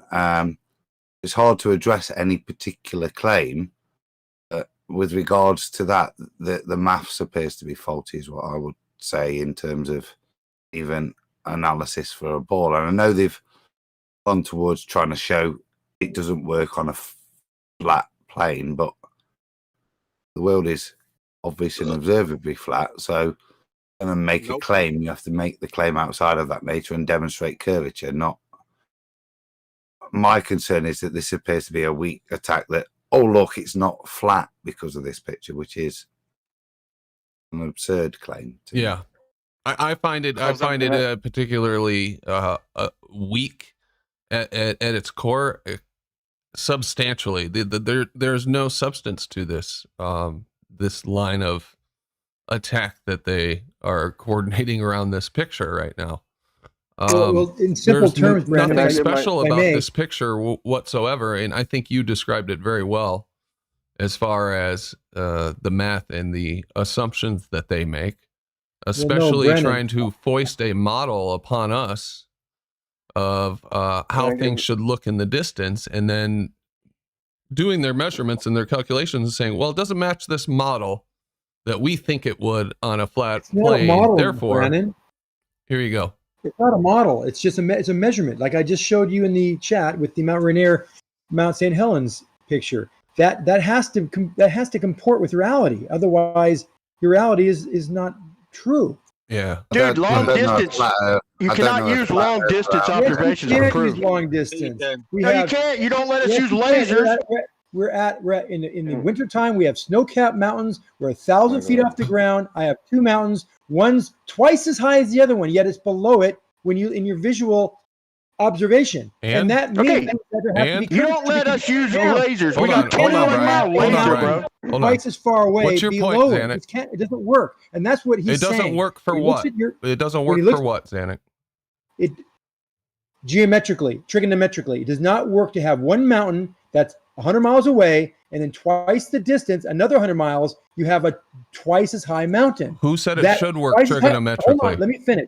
Let me finish the sentence, and you might get it. Why? The reason you don't get it is you never let me finish. Just let me finish the sentence. Well, keep it fucking short. You cannot have a mountain 100 miles away. Monologuing, dude. No, let me finish. It should be one sentence. If you let me finish. Okay, get to the point of a laser. One mountain, 50 miles away, twice as high away, another 50 miles away. That second mountain should be right in line. It cannot be lower. It cannot be lower. Says who? If it is lower, the surface that mountain stands on has to be curved or angled down. Incorrect. That's it's your assumption. Lower, bro. That's not correct. That's how geometry works. That is your works. assumption. And it's not an assumption. Yes, it's a measurement. Yes, it is. It's a measurement. It's Brandon. not a measurement. It is your assumption that you should be able to apply trigonometry and calculate the drop like that visually. So why can't you use trigonometry and have one mountain twice as high as the foreground mountain? And how would you explain it being lower than the foreground mountain? How is it? The trigonometry. Serious question. Please answer. How is the twice as high mountain that's twice as far away? How is it below in your vision, in your field of view, than the mountain that's closer in your foreground that is half the size? I'm listening. Same reason the sun sets. Refraction. Hold on, Brian. The trigonometry is applied to an orthographic view. However, you're taking the data and not making any adjustment for the perspective view of the I absolutely the it's based on observer perspective. Xanax, let him finish. You just and complained you're about just- interrupting. you're just making a straightforward assumption that this translates into what angular size in the perspective view translates to a representation of angular size in the orthographic view. That's the main mismatch that is why you can't just switch between these two things. Well, you're Because they making a big don't- mistake here in doesn't- confusing trigonometry with perspective. No, you're Perspective confusing is trigonometry. trigonometry Not with what I said. perspective. I'm not Perspective is confused about trigonometry. anything. I just Perspective explained it is to you. trigonometry. I'm taking that into How account. you're Hold on. bastardizing Let me the two finish. Let me perspectives finish and real trying quick. to Let me mishmash finish them real quick. into one. So I'm Let not me finish real confused in the quick. slightest, mate. Jesus Christ, can you just Not stop? in the slightest am I confused. You're confused because the Well, mountain let's deal in with the that because distance- I don't like that. Can I'm I not finish? confused. You are confused. No, Can no, I you can't. finish? You The got me mountain in the confused. distance is half No, the I'm not size finished. angularly. No, you can't finish. Zach, let I'm, him finish. Go ahead, finish. no, you said I'm confused. Where am I confused? That seemed to just a cheap rebuttal that didn't address my point. You just started out with a cheap add-on. You're confused because something in the distance that is twice as high, that is twice as far away, will be half the size. Would you agree? Yeah, that's not addressing the point and shows a fundamental lack of understanding of the point I did raise. I think within the point I was raising, that assumption was there. You obviously clearly didn't understand what I said.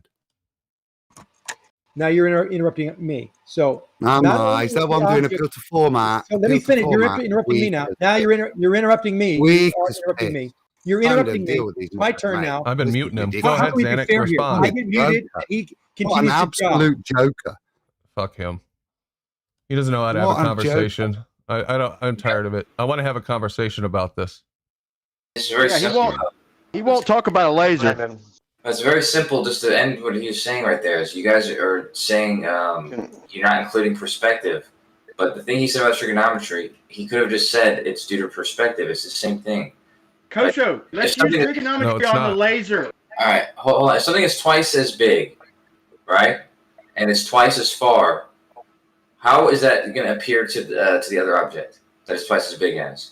If it's twice as big and twice as far, it's going to appear to be the same size as the first object. In reality, it's going to vary day to day. Well, no, the angular size is going to be twice as big. Orthographically, you're correct. Yes, it would. From an orthographic view, you're correct. What changes that from being straight on? If it's twice as It tall, doesn't. twice None as of that far, ever what matches changes up. that? That's why you can't just measure the height of a tree by standing 10 feet away and taking the angle, because it's close when you're measuring a tree, but really it doesn't work. It's very dependent on understanding the optics of the lens in which you're taking that optical measurement from, as opposed to real measurement from, as in what you purport to have in the orthographic view, which is what you purport to have in the orthographic view, which is a real measurement. You haven't got a real measurement. You just got something you've assumed from the, and in many cases, we assume exactly the same thing from many different lenses. Okay, and if Well, the another thing is tree to is have a- twice as far as that first tree and twice as tall, how tall is it going to appear compared to the first tree? Well, the thing is, to From have that a angular measurement, view. you have to have a common baseline, and you don't have that if you need more room to focus a bigger object in your eye.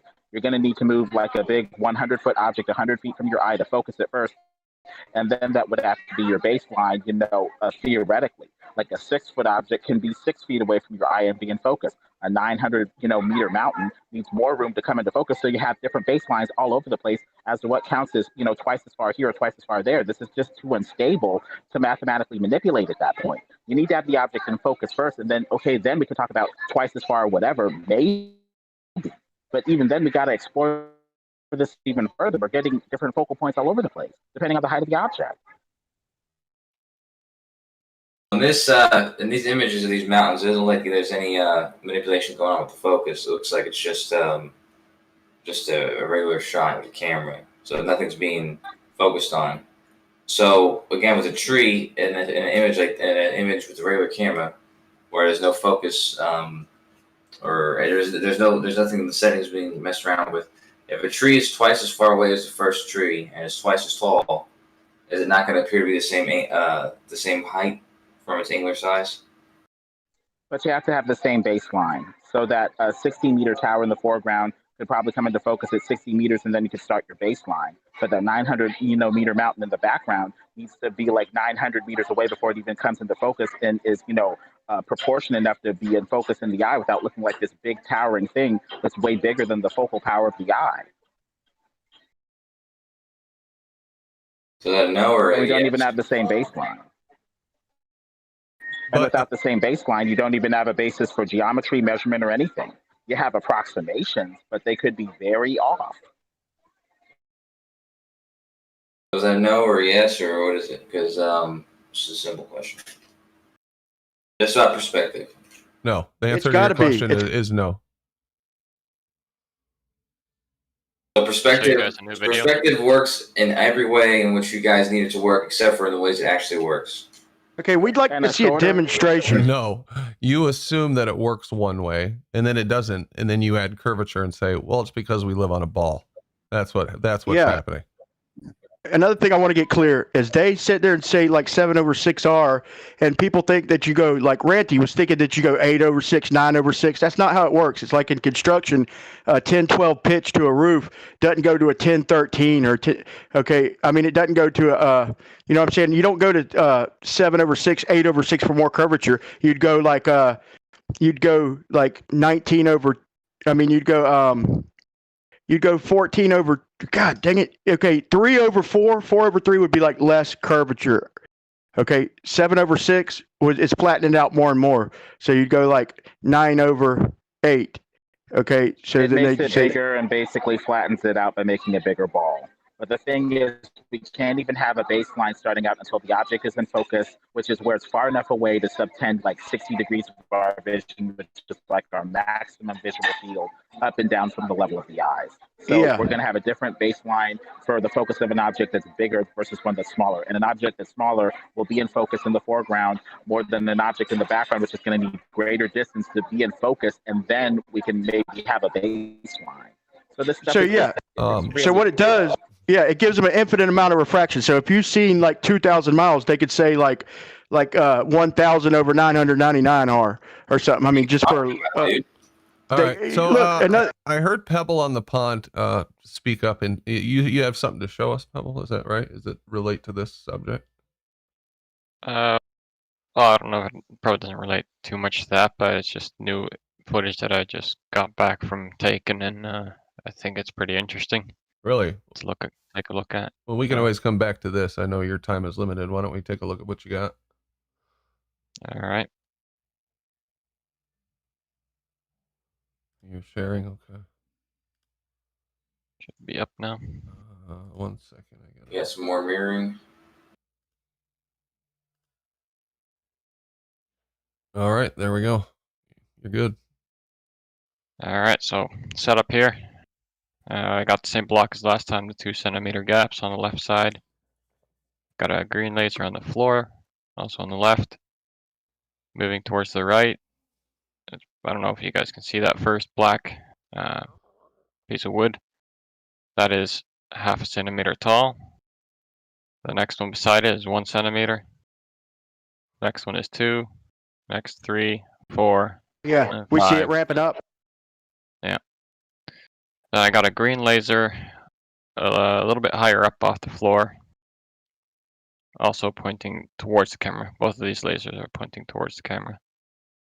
Then I got a small plastic boat. It might be like 15 meters away from the camera. I didn't measure it, so I'm not 100% sure. Is that a mountain behind the boat? Yeah, that's like the Anacapa Island in the background there behind the boat. Yeah, picture of it. Camera distance to the target 25 to 30 meters, and I'll just play it here. See, this is what we Door like. We like demonstrations on this channel. Go ahead. Door opens, cold air starts coming in.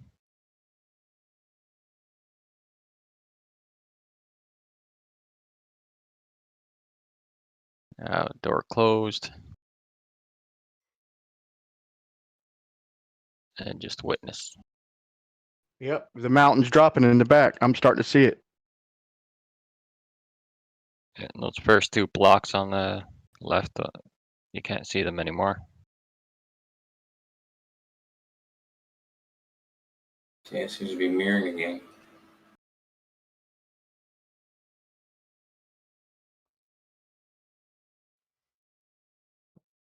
That's awesome, dude. I mean, this right here is a good representation of a small scale demonstration. That's something they never give us. We love your demonstrations. Is that one Yeah, laser that on the green right laser completely gone? Yeah, it turned off. I don't know why Oh, it turned off. but Okay. yeah. Maybe So you can I see the had one to going to the tape left. the button down, so could be that the button just Popped wasn't up. held down anymore. So Okay. One on the left that was mirrored as well. Yeah, I'd like to see what happens with the Anacapa Island one more time when you play it again. I was focused on the black wooden blocks, but looks like there was quite a bit of change to that Anacapa Island, that arch too. Yeah. Let me ask you a question. How much further back is the picture of the mountain from the toy boat? It's about 15 meters maybe. Okay, the picture of the mountain is back like at least the same distance as your camera to the boat. Yeah. Okay, good. Yeah, and you can see it, and it doesn't have to be much. We're looking at what's supposed to be representing a whole mountain. You see it drop down in accordance to the boat. Just a smidge represents a good portion of that mountain. But these are things we demonstrate all the time. That would also explain a sun setting in the distance when we see the videos with your lasers and your lights disappearing right in front of our eyes. Not this one that turned off, but other videos. Mirroring doesn't explain sunsets. All right, I'll play this from the beginning again.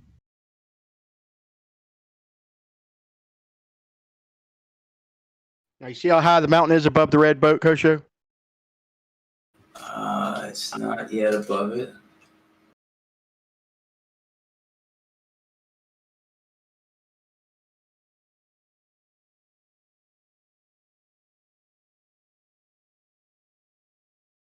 Watch how it Boom! itself. Boom! Right in front of your face, man. And then after a while, you see it start to move back up. But I mean, that's. Like I told you, if you look at the bird bottom layer of everything, it's just being mirrored. Yeah, and it looks like the bottoms of things are obstructed, and some things actually disappear. Yeah. You can tell when things are being mirrored in the atmosphere. You can tell when things are being obstructed too. I don't know why you Yeah, want to get away from that point. Every one of these videos he's had, it's just mirroring. So the thing that's being obstructed by the mirror image of whatever's there. So it's like the light's being duplicated, everything that was, whether it was obstruction, it was a duplication of the other part of the image. But things are being obstructed from the bottom up, correct, Kosho? Right. So when that observation's happening, though, you can visibly see that it's mirroring. If you don't see mirroring, then you can't use that claim that it's refraction doing that. Yeah. Well, it looks like refraction. Can you show that one more time? Can conceal things from the bottom up. When mirroring is occurring, sure. Yeah, that's what you say. That it only happens when there's obvious mirroring. Well, that's the only times we've seen it in these videos. How would you know? How would you know if it wasn't? How would you know if something was concealed and there wasn't mirroring? How would you know? What do you mean it was still refraction? I mean, somebody would have to, for us to even use it as an example, we'd probably have to have a demonstration of it. Kosho, look at the top of that pink boat, how it's right there toward the top of the mountain. When he first starts, there's an observable little gap there. Okay. And that's what I'm focusing on. And you see it, and you got to look close because it's a hell of a scale. But you see the top of the pink boat at its peak start to get right almost parallel with the top of the mountain. I mean, ain't that telling to you? And then it drops back down.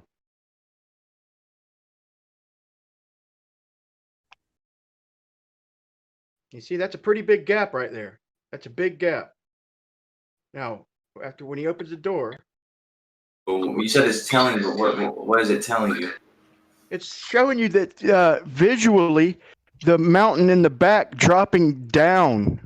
Besides the things being obstructed from the bottom, it's also showing the refraction, the top of the mountain refracting downward. Is okay. There's no looming. It's the mountain in the back dropping down, not the boat moving up. Have we ever seen looming as a result of any of this? Like that picture of the Anacapa Island that you've got behind the boat there. In any of these observations, have we ever seen it reveal more, like loom up, so we could see more of what's behind it? Usually you don't have stuff in the foreground, though, do you? Usually I haven't. This is probably the first time I have. Yeah. Hey, can you go back to the beginning again so we can compare the position of the mountain? Before the garage doors are open. Yeah, what I'm referring to is the top of the square picture itself. That's what I was comparing to. You see It the doesn't big really gap. look to be changing its position there. If anything, it looks like the mountain got slightly higher whenever there was a refraction. No, that's horse shit. I mean, like I said, you just if you put it down at the very beginning, put it down before any of the lights have moved, it doesn't look like it's parallel with it. It looks like it's still right below it. And this is this is after the refraction, right? Yeah.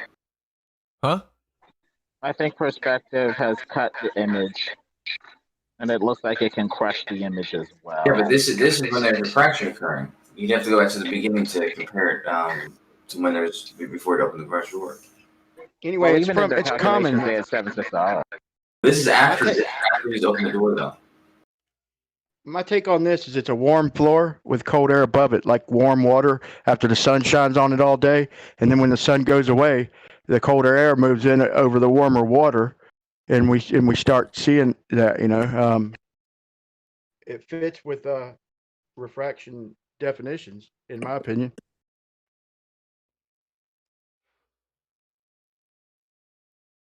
So yeah, this is when this is the end of the video. Yeah, we can see what's happening at the very beginning of the video and just see where the mountain compares with it. Hey, Pebbles, have you done the warehouse where in the summertime, like where the air is hotter outside with the AC cooling the floor? I'll try to get that done, but it's not that warm out here yet. Yeah, I'd love to see that in reverse. Also, I'd love to see. You said you were gonna put some like black paper down or something, Yeah. I'll have to do that too. so we can see. Because they're just gonna keep saying, "Oh, it's the reflection, reflection." You know what I mean? Like, I'd love to see if we could get it without the reflection. Can you even really tell it's the reflection if you look at those black blocks on the left? I don't know. It doesn't always look like mirroring to me. If you look at everything in the image, everything's duplicated and reversed on itself. You're right, though. You can't tell about the black blocks on the left there. Yeah, I think the whiteboard is just being mirrored. It looks like the boat's getting bigger too, like it's starting to it seems like it magnifies a little bit there at its peak. But anybody who hadn't seen some of this fellow's demonstrations, he shows a light on the floor just probably about an inch higher. So he shows them literally disappear right in front of your eyes with just refraction, temperature change, whatever they want to call it. We've seen lights above the ground completely disappear.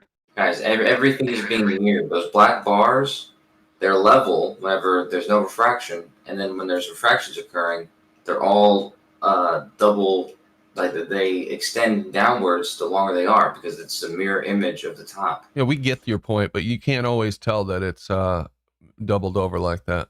It does look like sometimes it's concealed and it's not doubled. Like the one on the left just disappeared. You don't see any doubling. Yeah, I know, but the ones on the right, they're longer than the other ones, and everything else in the image, it's symmetrical shape because it's the same thing just mirrored over. But in the atmosphere, where it's mirroring, you can tell by the same effects. Why are you latching onto that so much? I don't understand. You guys keep doing that. Every time we bring this up, you want to go, oh, it's mirroring, it's mirroring, it's mirroring, it's mirroring. That's just what's happening. I think it's because you want to distract from the fact that I think you want to distract from the fact that things can be concealed from the bottom up, just due to merely the atmosphere. Yeah, well, that's what I'm saying to you. When in this case, when this happens, you're right that it can be concealed because the atmosphere is doing something. but at the same time, you can tell what's happening.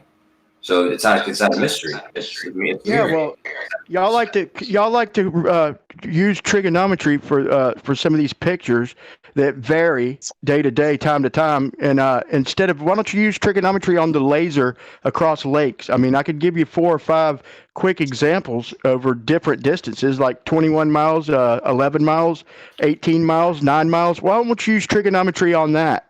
Because your laser's not Good straight. point. Trig That that makes up. sense to you when you say it, man.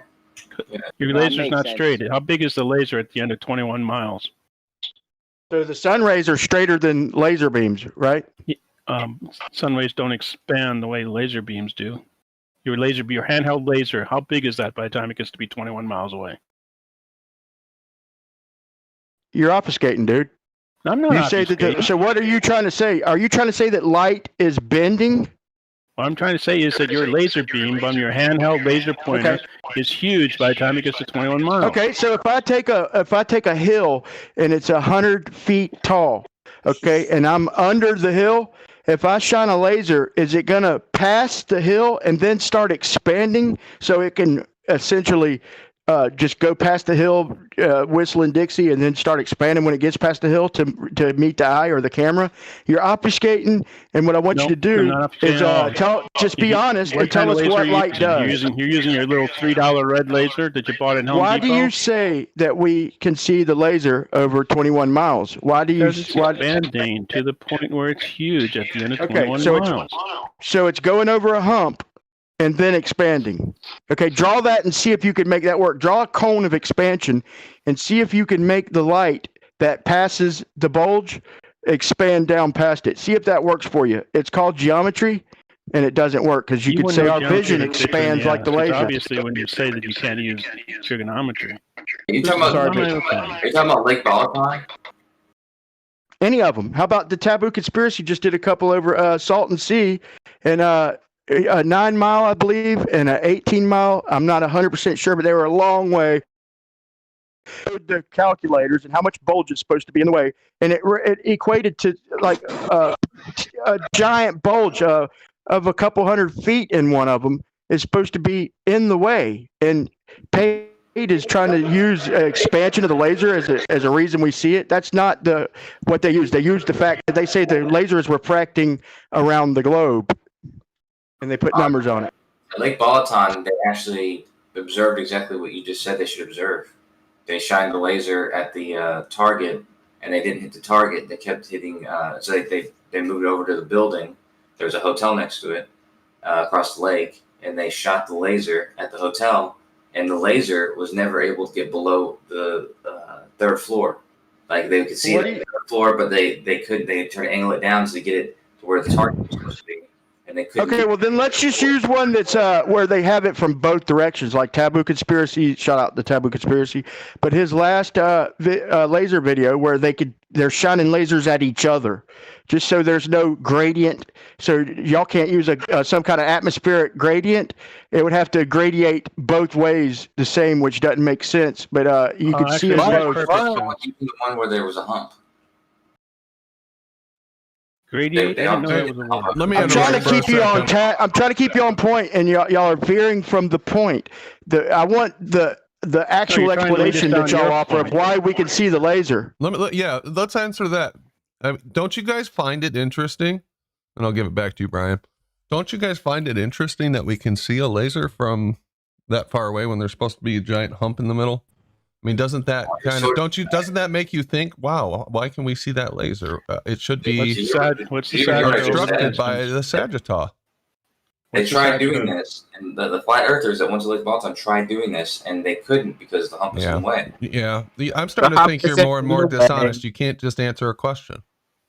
But you're asking a question that's irrelevant. No, it's not irrelevant. I'm asking you a question. They tried to Not do this, and they irrelevant. couldn't do it. I don't care what Lake Balaton did. I don't give a shit what they did. You've seen other laser videos where they've shined it directly across the lake, and you can clearly see it. They've done the same thing with mirrors, photos. Got tons of observations where we should see, where we see further than we should, where there should be a Sagittarius blocking what we're seeing. Yes or no? Will you acknowledge that that has happened? Yeah, I also believe that refraction is real. But what's your reason for a hump being in the way? Because that's what happened whenever they shot it this time. So I have a reason for why I don't give a shit what happened at Lake Ballotine. Well, then you're the dishonest one, buddy. Am I? Because you're talking about you're cherry picking one test and you're ignoring all the rest because you want to focus on that and not the fact that we have over and over and over again these observations of shining a light or shining a mirror and seeing way farther than we should see it. That's a great point, Brandon. Because I had a mechanism for it, and it was simple. It was one word mechanism. It didn't take very long. The refraction allowed light to be seen further than it's supposed to be seen. How convenient. You should have said that to begin with.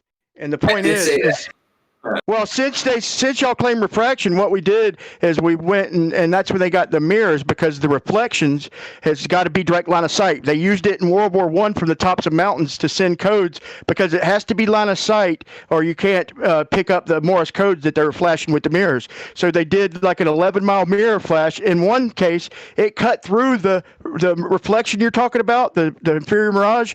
We seen the mirror flash cut through that, showing you that it was direct line of sight, and it's optics. It's all optical. What you're seeing. The thing is, we do know that light curves. That is true, like a laser, anyway. But we also basically assume that light, travels straight. So for us to even know that light is curving, we need straight light to hit our eyes. Otherwise, we have like this problem where we're saying, is the light hitting our eyes, curved? That's saying us that this light is curved or whatever. So somewhere there has to be straight light. So based off of necessity, I would go with light coming straight over the plane at all times, even when we're seeing too far over the flat plane, and not do this weird inconsistent thing where I say it's straight enough before refraction as long as we think there's a hump in the way, but when we see further than the hump, all of a sudden this light that we otherwise think is straight is curving over the ball. That's just too inconsistent to me. I just say light is straight, and the only thing that's keeping us from seeing this straight light more or less is the diffraction limit over a flat plane, making everything smash, converge, crush into the level of the eyes. Well said, Lemon. And I got to tell you something, Lemon.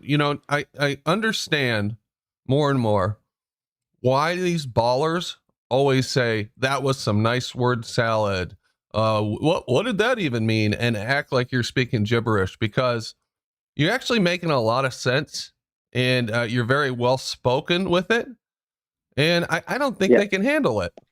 So I'm not gonna lie. I thought Lemon was not. I used to think Lemon was nuts the first time I heard him, but listen to what he just said. Now I realize that it definitely makes sense what Lemon says. Listen to what he just said. He just said even though he believes in refraction, we need to use light as a straight line. This guy who just showed us a video of him doing refraction. No, it was a little more complex in other words, Coach had more subtleties than what you just said. But go ahead. Light doesn't move in a straight line. They got Coach, in other words, when the things in the distance move, they move together. Okay, unless it's something way further away, then it can move a little more. Okay, but generally things in the distance, they move up together and down together. What y'all want to tell us, like for the Black Swan, is that the horizon is moving up 7 or whatever over 6R, and then the oil rigs are staying down low. Okay, that's bullshit. One thing at a time, because the three of you guys said something, and I was trying to respond to what you said first, Brian. But again, what you just said just now, if you watch Pebbles' video, they're not moving in a line up and down at the same rate. There's things that are moving at different rates, and the refraction is not. Right, different distances. That's what I'm supposed to. You guys are not being consistent with what you're saying right now. Like I think we're being pretty consistent, because as you move objects away, they're going to compress toward the level of the eyes. If you had the opportunity to move the tower in the foreground further away, it would compress toward the level of the eyes too, but it's just too close. The mountain in the background has moved away, also, and compresses toward the level of the eyes. It just compressed toward the level of the eyes a bit more than the thing in the foreground did, and it appears to be lower because of, the distance and the ratios. That's all. Point number 4.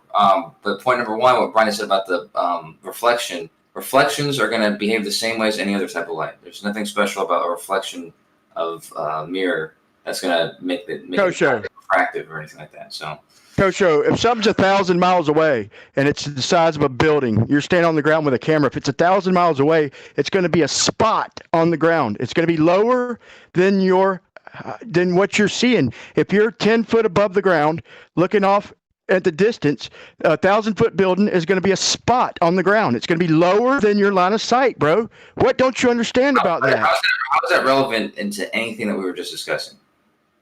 It's completely relevant. It's the whole point. You said something about a mirror being reflected and being used and being able to overcome the refraction because it would go right through these other images. But a reflection is going to behave the same way. That was my point. And then you said something about a building. Well, the height of the mirror, bro, is relevant. The height of the mirror, it had to cut through the refraction to get to the eyeball or the camera lens. Okay, the height of the mirror is the whole point. So if it was far enough away, you're not going to see it because it's just going to blend in. It's eventually going to be cut out. Okay, and it was hard spotting them lasers over long distances, but they finally did. They almost gave up and would have thought that, hey, there must be a bulge in the way. And then they finally got it. They're like, hey, there it is. No shit. Then they were able to keep on seeing it. The point is things off in the distance. This whole conversation is about the trigonometry and the height of things not being able to go below the eye. Once again, 1,000 miles away, a 100-foot building is going to be a spot on the ground below your eye level. Period. So the rate at which things change in angular size as they move far away is exactly due to perspective. Like if something's twice as far away as it was, it's going to be twice as small. And it's as simple as that. But the thing is, you need to have a baseline. You have two objects, and you know the size of them, and you have two objects, and you know the distance they are away from you. You can make the same determination on how big, how tall the one is supposed to be compared to the other. I like to pose something else, Kosho. I think that your close proximity to the flat surface is making this stuff vanish early and kind of break that 2 times as far, half as big rule that you generally have when something's centered at the level of the eyes. If you're too close to the flat surface, it's going to vanish early and it's going to dip dramatically, because when you raise an object away from the level of the eyes up, it appears to kind of ramp toward the horizon a bit more dramatically, like those angles appear to be much more dramatic. So I don't think that necessarily holds. I think that's a nice little mathematical assumption to guide our exploration, but I don't think that that's actually the way we perceive.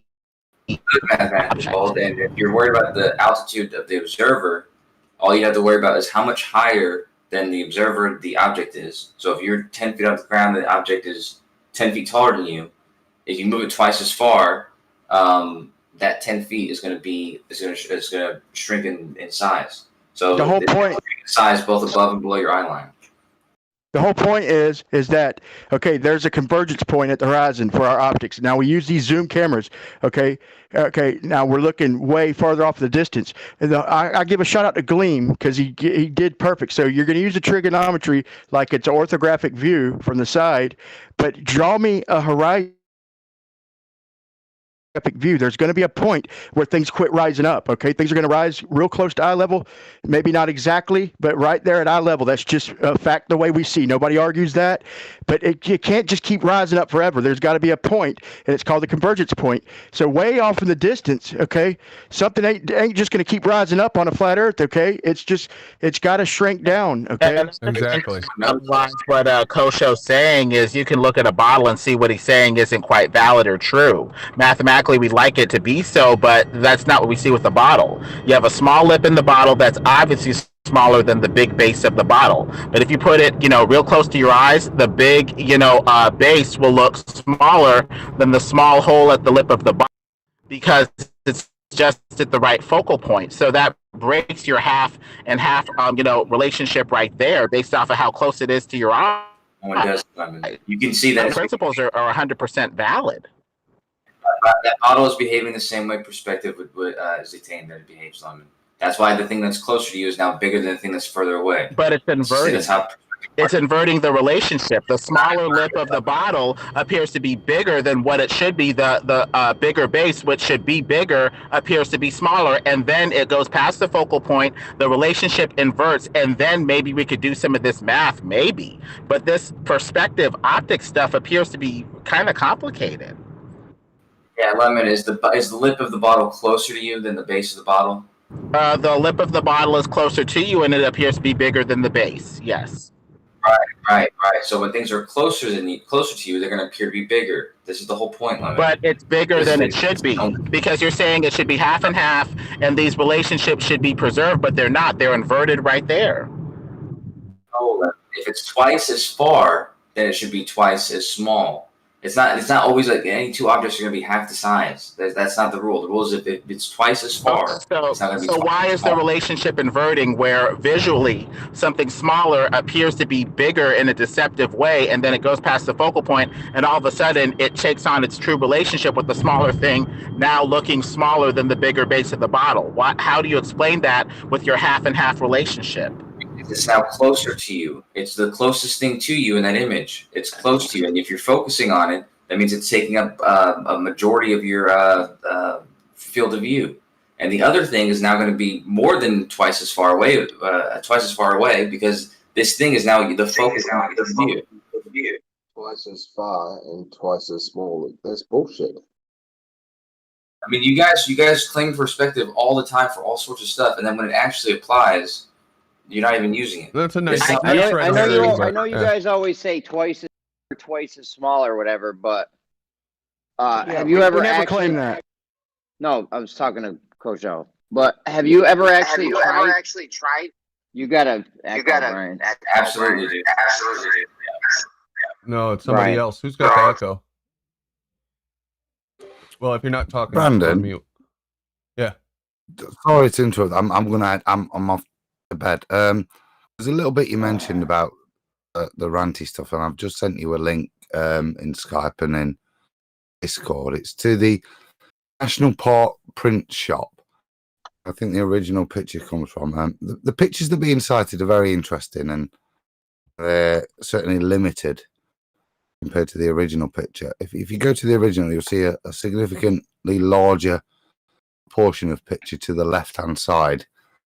Blackpool isn't obscuring the mountains, and if you have a good look, you'll probably see that straight flat plane continuing to the shoreline, where it meets the shoreline and then continues up to the mountains.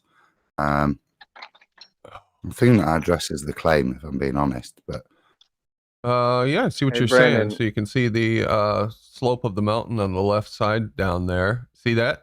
Yep.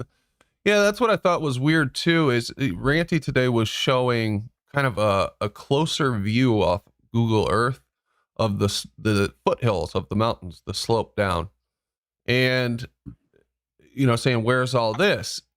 When you place a camera that close and that slope is in the foreground, I think it's going to over accentuate how big that slope is. So it's kind of a deceptive, not on purpose, but visually deceptive way of looking at it. But I look at this picture and I see the slope down the mountain. Doesn't seem to be anything hidden here to Ranty taught me that, man. Ranty taught me that. And all of a sudden, this is like, dude, what the F? Hey Brandon, keep going to the left. can I give my 2 cents on Ranty? Just an overview. Yeah. Like a general, without addressing the picture, or whatever. This is my thing is with Ranty, and like there was no one picture that made me go from globe to flat. So I just find it incredibly hard to believe, especially the history that Ranty has, that one picture could make somebody flip flop, no matter how convincing it was. Like we have a lot of flat Earth points, or the globe has certain points or whatever. But it was like there's no one thing that made me go from globe to flat. So I just find it hard to believe that one picture, especially Ranty, would make him go from flat to globe off of one picture. Like there was no one thing in flat Earth. Like I took thousands of hours of and watching videos and things before I was like, oh fuck, okay, it's not a globe. So it took a whole bunch of things for me to make that transition. So how can somebody that like Ranty, who was before a proclaimed flat earther, for one thing to make him switch over? That just doesn't make sense to me. He made an appearance on Jose JG's and he talked about what, if anything, was giving him his misgivings or whatever. But, this picture is forming in my mind of a big 60, 80 kilometer bottle, with lip one being that tower in the foreground and the bigger base being that mountain in the background. I just don't see how any of these trigonometric claims that the ballers are trying to hold to are even justified. I just don't see it. We need to check this with a laser. My issue with all of this is quite simple, as I think Brandon's about to demonstrate. The evidence that was presented to us first and fundamentally is not that.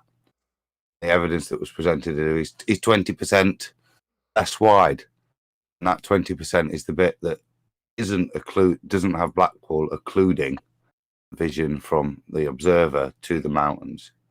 And I think with that bit in, it kind of takes away a lot of the assumptions that they're trying to force into your brain in terms of what's going off behind Blackpool with regards to all what's been discussed tonight. But have a look at that far left side. I would analyze the picture with the same eye, and I don't think you can allow yourself the same assumptions. Well, I think what's happening is, things smash toward the level of the eyes, be it the clock tower in the foreground or the mountains in the background. Depending on how far you move the tower away and or the mountains in the background, one is going to appear taller than the other as it smashes toward the level of the eyes. That's all that I'd say based off of the diffraction limit. Refraction can magnify or, open up this closed book of the horizon a little bit or shut it, or magnify objects off of this converged zone of horizon. So I think the main thing is diffraction limit toward the level of the eyes, more or less, with refraction magnifying or thinning the object. Yeah, I agree. You should be a doctor. I think there's some presuppositions in here. And like I've said repeatedly, they're foisting on us, or trying to, a model of how they think it should work on a flat earth, claiming that that is absolute reality, that it would work like that on a flat earth. Trying to make us own that and defend against a model they made up for us and then debunk. He's doing that. It's ridiculous. It's for himself. He's not trying to hoist this on anybody. But I wasn't talking about just him. But yeah, I got you, Kosho. I know. Don't you want? Yeah, but what's your idea of how it should work if it doesn't work that way? Because that's how perspective works. Yeah, there you go. He's just going to keep it going. Go ahead. That's a great overlay from there of the two shorelines, and you can see how much higher the one where we've got the full perspective into the distance, where it's not obscured. The shoreline horizon is significantly further into the distance, but it continues. There's no obscurement. Is there? There's no Earth curve stopping that continuation. That's a nice way you've done that. Yeah, I think we have to have some new theories. What was that? I don't see any Earth curve right here. It looks like the mountain's sloping down and it's getting towards flat and it comes towards you. There's no mountain missing here. So why does it appear lower than the tower when the angle? Why wouldn't it? I know you keep saying this. This is what I was just talking about. Why wouldn't it? Okay, listen. I don't want to hear about trigonometry. I don't give a fuck if you mention trigonometry. I'm going to fucking bark. I don't give a fuck what you're going to say because I've heard it 10 times and I've responded to it 10 times. And I don't need you to sit there and go, I'm going to teach you something. I'm going to explain something to you. You don't even understand what my objection is. Just to move on. You have no idea what my objection is. I'm being straight up with you, man. You're being a coward. You're being a straight up coward right now. How am I being a coward? Because it's like you don't want to hear it because it's beautiful. Kosho, we've been talking about it for 2 days. Yeah. What is it you think you are going to say right now that hasn't been said and responded to already? You're making up a reason on why something should be happening, when in reality, the thing that's dictating what should be happening is perspective. Perspective tells you if something is further than something else, and it's not far enough that it's... Yeah, you just sat there and we're going to repeat the same exact thing. Waste of fucking time. Well, it is what it is, Brandon. I mean, no, he's going to pick up. Howard's going to pick up the baton because Kosho got muted. So he's going to pick it up and he's going to try to continue the same fucking conversation again. But address. There's nothing to address. You guys don't even understand the flaw in your logic. If you've been following Flat Earth for so long, and it's just funny to hear ballers now using perspective as part of their arguments when they were ignoring it for so long, and we used it as ours, and now you have this one picture, and now they're using perspective to argue against it. It's just hilarious. Well, they used to mock it. They would be like, if someone said, "Hey, that photo's perspective," they would pretend like somehow that was scientifically literate nonsense. Now they're saying the exact same thing. That pertained to boats disappearing from the bottom up. Just No, on pretend that all- bit all- on perspective, guys. I am off to bed. But like I said, I'd like to make the point that the bit that showed the full range of perspective across the flat plane was the bit of information that, when this data was presented to us to examine, was edited out. Okay, they had to take that edge of that picture out before showing it us. Why would they do that? That is my biggest concern with all of this. I mean, the focus that is on how we had a picture that was given to us that was sold as a white swan. But what they did was chop a black swan that was hanging off the edge of it, and they made sure that was gone before it was presented to us. That, to me, in this community is disingenuous. Now, I can't speak to the motive, I can't speak to anything, but you have to go and edit that photo and hide the stuff that is actually demonstrates our reality, not theirs. They took that off, and that's all I'll say. I think you were right to emphasize that point. Maybe it wasn't intentional. I don't know, but it is interesting when you see that left side. Wouldn't you say so, Howard? When you see this and go, oh shit, how that town's obviously not blocking that mountain. And then you go back and you look at this and you go, holy shit.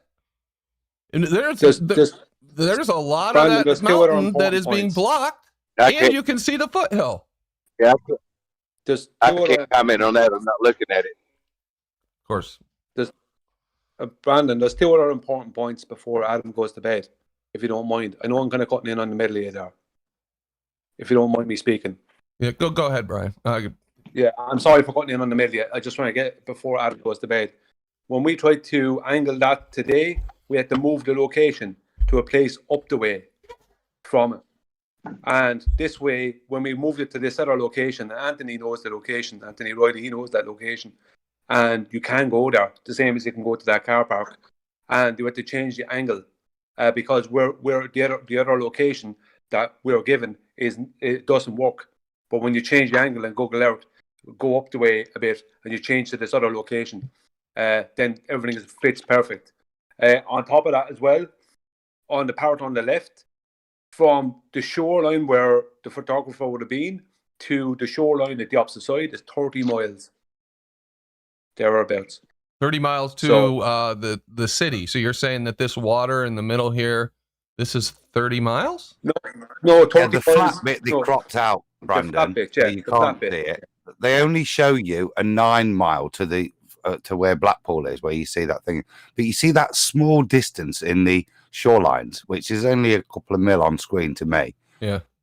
Well, actually, that's a massive difference because, as Brian says, the distance to the opposite shoreline, which you can see, it is. What was it, Brian? How many miles? About 30 miles. Yeah. So 4 times more than that first shoreline. That's 30 miles over here to this shoreline. Distance. Wow. Yeah. That makes a lot of sense. And obviously you can see that the horizon. So we're seeing shore to shore, 30 miles. It gives that impression.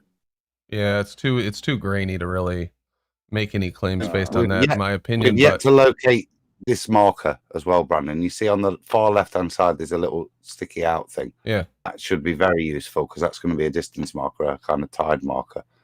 That should be locatable. But a lot of the hill stuff is already locatable, and it kind of blows the ball out of all of these. If you see where this tide marker is, these scars on the landscape before the mountains on the hillage. There's also a shitload of turbines up here, which I don't know. Did Riley get to that, Brian? I'm not sure, but this is all notable at certain heights, particularly this peak here, the one before the mountains start. So there's a lot of stuff on there. Like I said, it takes us back to the old Isle of Man days. Riley's having fun. Well, I mean, Riley sent me. Am I mistaken, or is this the slope and the foothills that will demonstrate? This is the slope and the foothills that we're supposed to be missing, correct? I mean, it looks like we're looking across the flat plain. I'll say it again. There's no curvature in this picture. Yeah, Riley sent me a DM earlier and said this is the best black swan he's ever seen. Yeah, I'm from when we had to move the location of the photographer. To be honest with you, the photographer didn't seem to be 19 feet above the ground. Now I don't know what height the photographer actually was at. We're trying to find that out. But the location that was given to us, which is a car park, was not the location. Because if you use Google Earth, you cannot get the angles from there. But if you move it up to this other kind of like like a pontoon or something comes out off of the land, up to a bit from that, you do get a perfect angle. So that's exactly where the photographer was. So where we are given and the elevation that the photographer was supposedly at is in question. Now, why would and maybe maybe you guys will find out that the location was wrong or whatever, but what difference would that make in the overall argument, or why is that important to you, I guess is my question. Well, if the location is different, it means we were given the wrong, which means, but basically the people then that are giving it to us are either being dishonest, or they're inept about it. They're either being dishonest or they're being inept. It's one or the other. Number one. Number two is that also means that the observation height could be different, which means that the horizon, even off of their observation height, the geometric horizon, is only about 5.5 miles away. But if the photographer is closer to ground and sea, let's say the sea level, then that brings the horizon even closer to him again on the globe model, the geometric horizon. If we're going to go back from that way. Brandon. These were standards respectfully set by the ballers during the Isle of Man observation. So we're only asking them to provide the same validation that they demanded of us. Fair enough. Ranty and Riley included. Yeah. But the argument is over this image, Ranty's image, I'll call it, has nothing to do with obstruction or any of that. It's purely perspective and how things get smaller with distance. And that's all you got to do is measure the elevation of the mountain and the degree of angle of your view, and then measure the tower and compare those on a flat. Yeah, but Howard, I know what you're doing. It's very slick. You're repeating with the thing that Kosho was going to repeat again in a very nice way. But let me tell you something. Maybe this should point to the fact that you have your optical model of how things look in the distance wrong. That's what it says. That's the conclusion I draw from it. How did you draw the conclusion that there's curvature? There's no curvature in this picture. Because the mountain is lower than it should be. That's how it should look. Then it's lower than it should be on a flat plane. No, it's not. Are you sure that your mathematical predictions are fully valid with, perspective merging, converging, and making things smash and disappear? Are you sure about that? But see, the That's what I'm smash saying. limit. Soundly showed us compression. The 2 points in question in this image are the top of the tower and the top of the mountain. It doesn't have anything to do with looking down at this convergence on the horizon. With everything smashing toward the level of the eyes, the thing in the background could smash down below the thing in the foreground too. It's still going to smash toward the level of the eyes, just at a different rate depending on how far the tower and or the mountains are, right? So what you're saying is because of the refraction would smush or compress the presentation of the bottom of that mountain, it would make it actually physically shorter? Refraction is when light moves through a medium from air to air, from layer to layer. I say diffraction as the light smushes into the eye. I would say diffraction causes the horizon in general, combined with you being too close to a limiting flat surface, and you're going to get a horizon ramping up to meet the... So Howard's going to repeat the same thing and try to have the same discussion that I was trying to avoid having for the 10th time. Let me tell you guys something. They are going to keep up with this line of attack. They've done it for a while. They think they've got something here. I'm not quite sure why, but they're not going to stop with this thing. So you're going to hear it over and over and over and over again. The same thing And they will never all acknowledge that there's another side of the coin, another possibility, not once. You'll never hear them acknowledge that there's any other conclusion that could possibly be drawn besides there being curvature in this picture where we don't see any curvature. Oh, just a heads up on that. But Gordzilla 37, $5. Thank you for the show, Brandon. Thank you, Gordzilla. Appreciated. Much appreciated. James Richard, the globe is funnier than a three-legged dog trying to bury a turd on an icy lake. I can't stop laughing. It is pretty funny when you think about it. I gotta agree with you there. Thanks, James. All right, we'll go back to the show. Liberty again, you were saying earlier? Oh, I was able to find a shot where it looks like the Statue of Liberty is taller than all of the buildings behind it, when that's very obviously not the case. It's just a matter of the angle and where you position the camera before you get your shot. It doesn't prove anything about the height of either thing. These Globers, these Globers are very slick with the way they take these photos. All right, I don't know if you guys have seen the piece of wood where they got the horizon behind it and you got the water curving different on either side. They're very slick when they take these pictures. They know what they're doing. They know what they're trying to show. All right. This one wasn't even taken by someone involved in it. It was just taken by a photographer, a local photographer in the area called Jackson. Kevin Jackson, I think the man's name is. The photograph is not even belong to cats or any of them. Right. But I think what's happening is everything is converging, merging, and I think that it can even give you deceptive drop because it looks like the argument is basically we're seeing too much drop over a flat plane. Well, how much drop would we be expected to see with everything converging and merging? That's why I have a problem with the math. Math needs unchanging units, but we don't have unchanging units. I'd like to see if these guys could go back to that spot. I'd like to see if these guys could go back to that spot and get a picture of it differently, you know, change the angle, see if you can get a picture of it with the thing higher. Yeah, and the photographer might not have had any kind of bias, like independent, but he was going probably as me being a photographer too. He was probably going for a cool shot and something that looked appealing to the eye, and so that's what he was going for. And then that's now what we have to pick apart. Well, I think it's telling. Oh, go ahead. Oh, no, you're saying. Yeah, what I think is telling is days later, they're still talking about not possible on flat Earth. They haven't presented this globe that it is possible on yet. When's that going to happen? It's never going to happen. Correct. It is. Yeah, it is presented.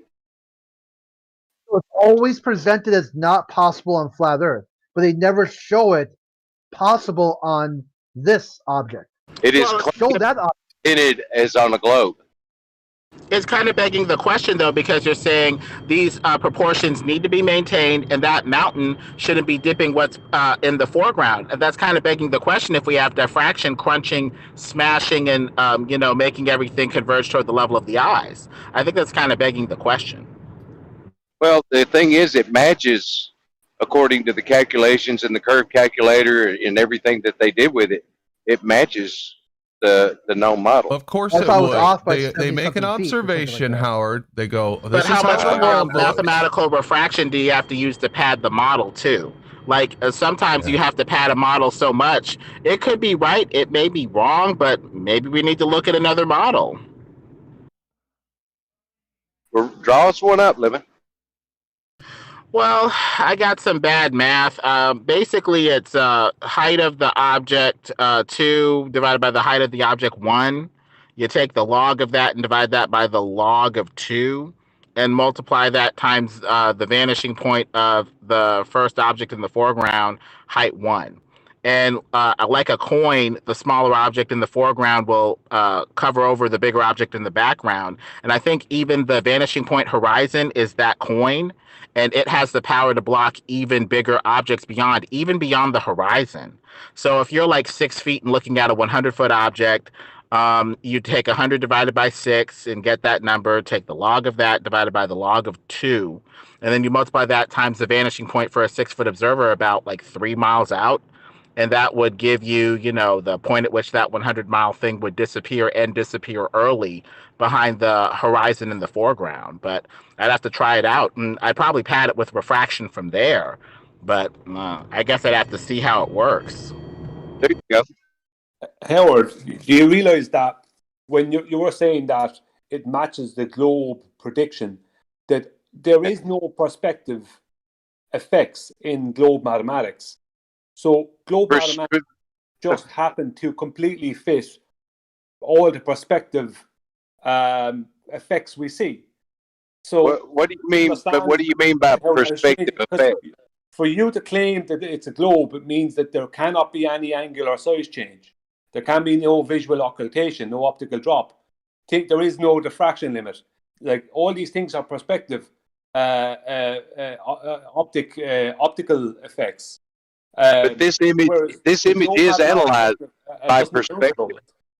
This image is analyzed by perspective. Well, it can't be the globe then. You can't even speak about globe with it then, because globe mathematics have nothing to do with perspective. They're all based on Earth curve. No perspective involved. But see, that's the thing, Brian. The mountains should be way higher than the tower. No, they shouldn't. No. Yeah, according to the according to the law your bullshit model that you made up and are trying to make us own. No. It's just simple law of perspective. It's a simple bullshit that you guys made up. Yep. Got it. It's not made up. There's no perspective, but you're not putting any perspective in there, Howard, because you're taking the angular sizes first of all across a flat plane, but you're not taking the angle. You're not taking any angle to the mountains with Blackpool in the way of that angle. That's the problem. So you're not taking that into account. So you're not dealing with the reality. The reality is Blackpool is bigger and higher than the photographer's elevation. And that's in the way it's changing his angle to the mountains. What do you mean Blackpool higher than the observer? Behind it. So what do you mean Blackpool is higher than the observer? Well, Blackpool is blocking the angle that the photographer is taking to the mountains is changed because Blackpool is higher than the photographer's elevation. So it's accounted for. Has to change up the way. It's accounted for. Don't worry. Yeah, it's just the numbers are taken from the top of the tower and the top of the mountain. Yeah, but they're taking individual. You understand what I mean? You're taking an individual angular size change of one and an individual angular size change of another. But you have to put the Blackpool and the Blackpool Tower in the way of the photographer and then look at the angle that he would have to make to the top of the mountain. That's 50 miles behind. Right. All of that is accounted for. I also accounted for the elevation of the base of the tower because the base of the tower isn't sea level. It's actually above sea level. Oh. Did you just say all that is accounted for? Right. Everything that. Yeah. Okay. Did you see the effect I showed called visual occultation? What was that? I didn't catch that. Have you seen the effect I showed called visual occultation? No. Are you talking about? You have to look at that first because that's obviously you haven't accounted for that. Well, what I'm specifying is, are you talking about when an object completely obscures an object behind it? Yeah, but it's about changing of the angle. Right. The angles do change. Yes, it's accounted for. Well, are you sure? Yes, I posted you what visual occultation was until I said it to you. I posted the calculations. I've been posting the same ones. They stand up to scrutiny. And what calculations did you post? Right, so I do the Earth curve calculator, and then I also do the trigonometry from the observer, and I do account for elevation change. The Earth curve calculator. Yeah, there you go. That's really good. There's no visual occultation. With Brian, are you saying the angle of the camera matters? Yeah, of course it does, because he can't. Did you account for that, BioDuel? Yes, because it's a one-shot image. So what was the angle of the camera? So I'm going to get to the end. The angle of the camera doesn't change in that one shot. Wouldn't you agree? And what height? What was the location and the height of the photographer? Because the ones we were given are not correct. So what I was told by the the person who took it or the general location was that roundabout parking lot across the water from the Black Bull Tower, and that I do account for that. Let me pull up the picture. Brian said the that's not angle. correct. Brian said the That's not angle of the correct. camera matters. Is that correct or no? Yeah, that's to a certain extent that's fine because it's a one-shot image. So what I'm saying What was is the But it's angle not of the a camera? one-shot image. You're talking the real data. elevation at that location was 13.1 feet, and then you can generally add the 6-foot observer, so it's about 19.1 feet. What's the angle of the camera? No, hang on a second. That's not correct. It's not correct, and I'll tell you why. The reason that's not correct is when we went to model it, we had to move the location to a different place up the road from that because the location we were given, which is that car park, doesn't work. So you have to move it. What do you mean it doesn't work? It doesn't work. The angles are wrong. You can't model it from that location. Actual location is not the real location. Of course you can. You can't. We already did it. We did it live on the after show. All the model consists of in this observation are 3 vertical lines and 2 slope lines. All right, guys, listen, Brian, I just want to tell you something. These guys are never going to acknowledge any point you make. They're not here for that. They're here to say the same thing over and over and over and over again. That's it. Period.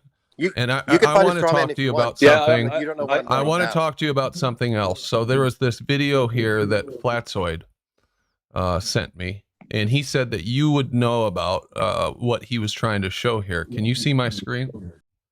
No, because I'm not sharing. 1 second now. I'm just going to put it on the show on the iPad there. Okay, I want you to take a look at this. I'm not, 1 second. Oh, hang on. All right, while you're doing that, let me read a couple of these. FE probably $10. Did Ranty discuss his concerns with this image with any of us, or just with Katz Ruhif? There are plenty of points of contention with the image. Maybe when you hang around dogs, you do catch fleas. Thanks, FE probably. Appreciate that, man. James Richard, $5. If one hangs around liars, they will be lied to. Dogs equal fleas. James Richard, thank you very much. Thanks, guys. All right, you got it, Brian? Yeah, I know what's going on here. He's going to move. What's going on here is see that white piece of paper in the front there? Yeah. Yeah. That's the height of Black Bull Tower, and the next one behind it, the second next to it is the height of one of the mountains, right behind the mountain right behind it. There's the difference in the two heights. I think that's what he means. And when he moves the thing, you can see in the background, you can barely see it. That's the mountain in the background there. It's actually way smaller in angular size and height than the. Oh, I see what he's doing. doing. He's just showing how something smaller in the foreground can completely block the majority or all of something in the background. Yeah. He's changing it around. Okay. All right. I wanted to run something by you guys. Thanks, Flatzoid. So tomorrow, just because I'm starting to get annoyed with the same argument being made over and over again, and I'd like to have a discussion amongst the flat earth. What do you guys think about doing something for like the first hour of tomorrow's show? Just flat earthers, so we can have like an actual conversation and argue amongst ourselves without being drawn back into the same lame arguments, obfuscation, etc. And then we'll open it back up. We'll call it like Hey, you go ahead and do that, Brandon. I'll see you later. Okay. That sounds great. That sounds good. Yeah, especially if it's, that's kind of what the globalists do. The globalists have their echo chambers everywhere they go. Yeah, Brandon. Believe me, it's not an echo chamber. If you think we're not going to. Yeah, we're going to argue. Yeah, we'll find something to argue about. And we open the show up for 15 hours a week to everybody as it is. I'm just talking about having like an hour on Wednesdays. We'll call it like. Oh, yeah. Like, you still plan on doing the live show? You mean it's going to be flat earthers talking? Yeah. It's still going to be streaming out, right? Yeah, of course. It's same show, same time. We'll just start off with, an hour or whatever of just flat earthers having a conversation about what they think's going on with the world. We won't talk about the globe. We won't talk about globers. We won't talk about their stupid arguments. We'll talk about, trying to figure out what's going on in this world. We'll call it like Ballless Wednesday or something. I don't know. That way they can take our points. They can listen to our points during that hour, and they can find points of contention and address them directly instead of all this back and forth like we're doing right now, saying the same shit back to back. Yeah, that's a good idea. 1 hour on Wednesday. Yeah, just an It's hour. kind of, yeah. Well, I was saying Yeah, I was earlier. going to say the same thing pretty much, because it would seem to me that if you did allow Globers in after the hour, it would be a more detailed conversation, more in depth. At least we'll have gotten our Castration. point out without having to chase red herrings and all that shit for, Yeah. a little bit. No, it's a good call. Yeah, this is what I was Call it- thinking too, because that's why Flat Earth doesn't seem to really be moving forward like the last year or so. Not since like the Keith account event of like 2018, 2019. They sent people in to just disrupt Flat Earth conversations, to keep it spinning in the mud, to Yeah. keep the wheel. Because they don't want people to talk about this stuff. They want to make it into a shit show. So It's not like you're not anyone's. welcome. It's not like anyone's a paid NASA shill or something. I mean, come on, Crit. Yeah. You seem to Oh, be yeah, I'm not struggling saying with that's a what's Brandon, going to happen. over I'm not eight. saying that's what's going to happen, but I'm curious to see how that would play out. Yeah, they're always doing like no flat people, no flat earthers or conspiracy people can talk. They just, as soon as someone chimes in, boom, mic muted. Call And it, then call it, struggle. call it If you struggle to- castration Wednesdays, no balls. Call it Nug Hour. You Yeah, really want to get to them, just call it Nug wait. Hour. Yeah, I wanted to just jump in and say, Brandon, yeah, I think that's a great idea. I haven't actually spoken on the show before, so I wanted to just say hi to everyone here on Gio was killing them in gems earlier. What up, Gio? Oh, Yo, hey, what's up? Gio, what's going on? Yeah. I Hey. recognize you from the chat. That's cool. How you Hey, doing? Gio and Chemo did them in gems all day today. Jeremy, do you remember when Gio brought forth a meme saying something was impossible, and then we investigated it, and it was more than possible? Do you remember that? No, I don't part? remember. No, I remember bringing up that it was that's right. impossible and it was still impossible. We could go into that one. It's a very famous observation from Oahu to Kauai that is completely impossible on a globular Earth. But without going to that for the moment, we could do that later if we want to do that again. But what I want to mention is that in terms of the globe earthers and flat earthers dynamic, I think a lot, in my opinion, what is happening, especially lately, I think flat Earth is still growing considerably. I think, but it's more being spread through word of mouth or like a grassroots type of thing because of the censorship on the internet these days, YouTube and everything. There aren't as many new people coming in. The censorship is so severe, so it's more just spreading through word of mouth, and it's still growing. But what I see happening a lot is the globe earthers.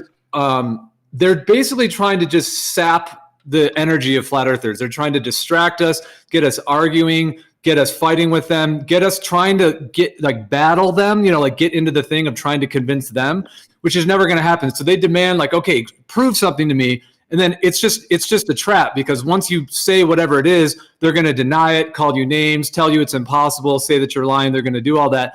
And what in a sense, what that's doing is it's stopping us from waking people up. Now, it's a little difficult because there aren't as many new people coming in. So it's sort of like it's the COVID time period, basically. Like we're all, there's a COVID connection to it, I think, in terms of the isolation and just the censorship components. But anyways, I just want to say that I think that's a lot of what's happening. And when you think about it, if we are going to wake people up to this, or, at least present the information, the more that they distract us, get us arguing, get us insulting, and trying to get into that back and forth with the same old arguments, the more it keeps us distracted from sharing it with the greater population.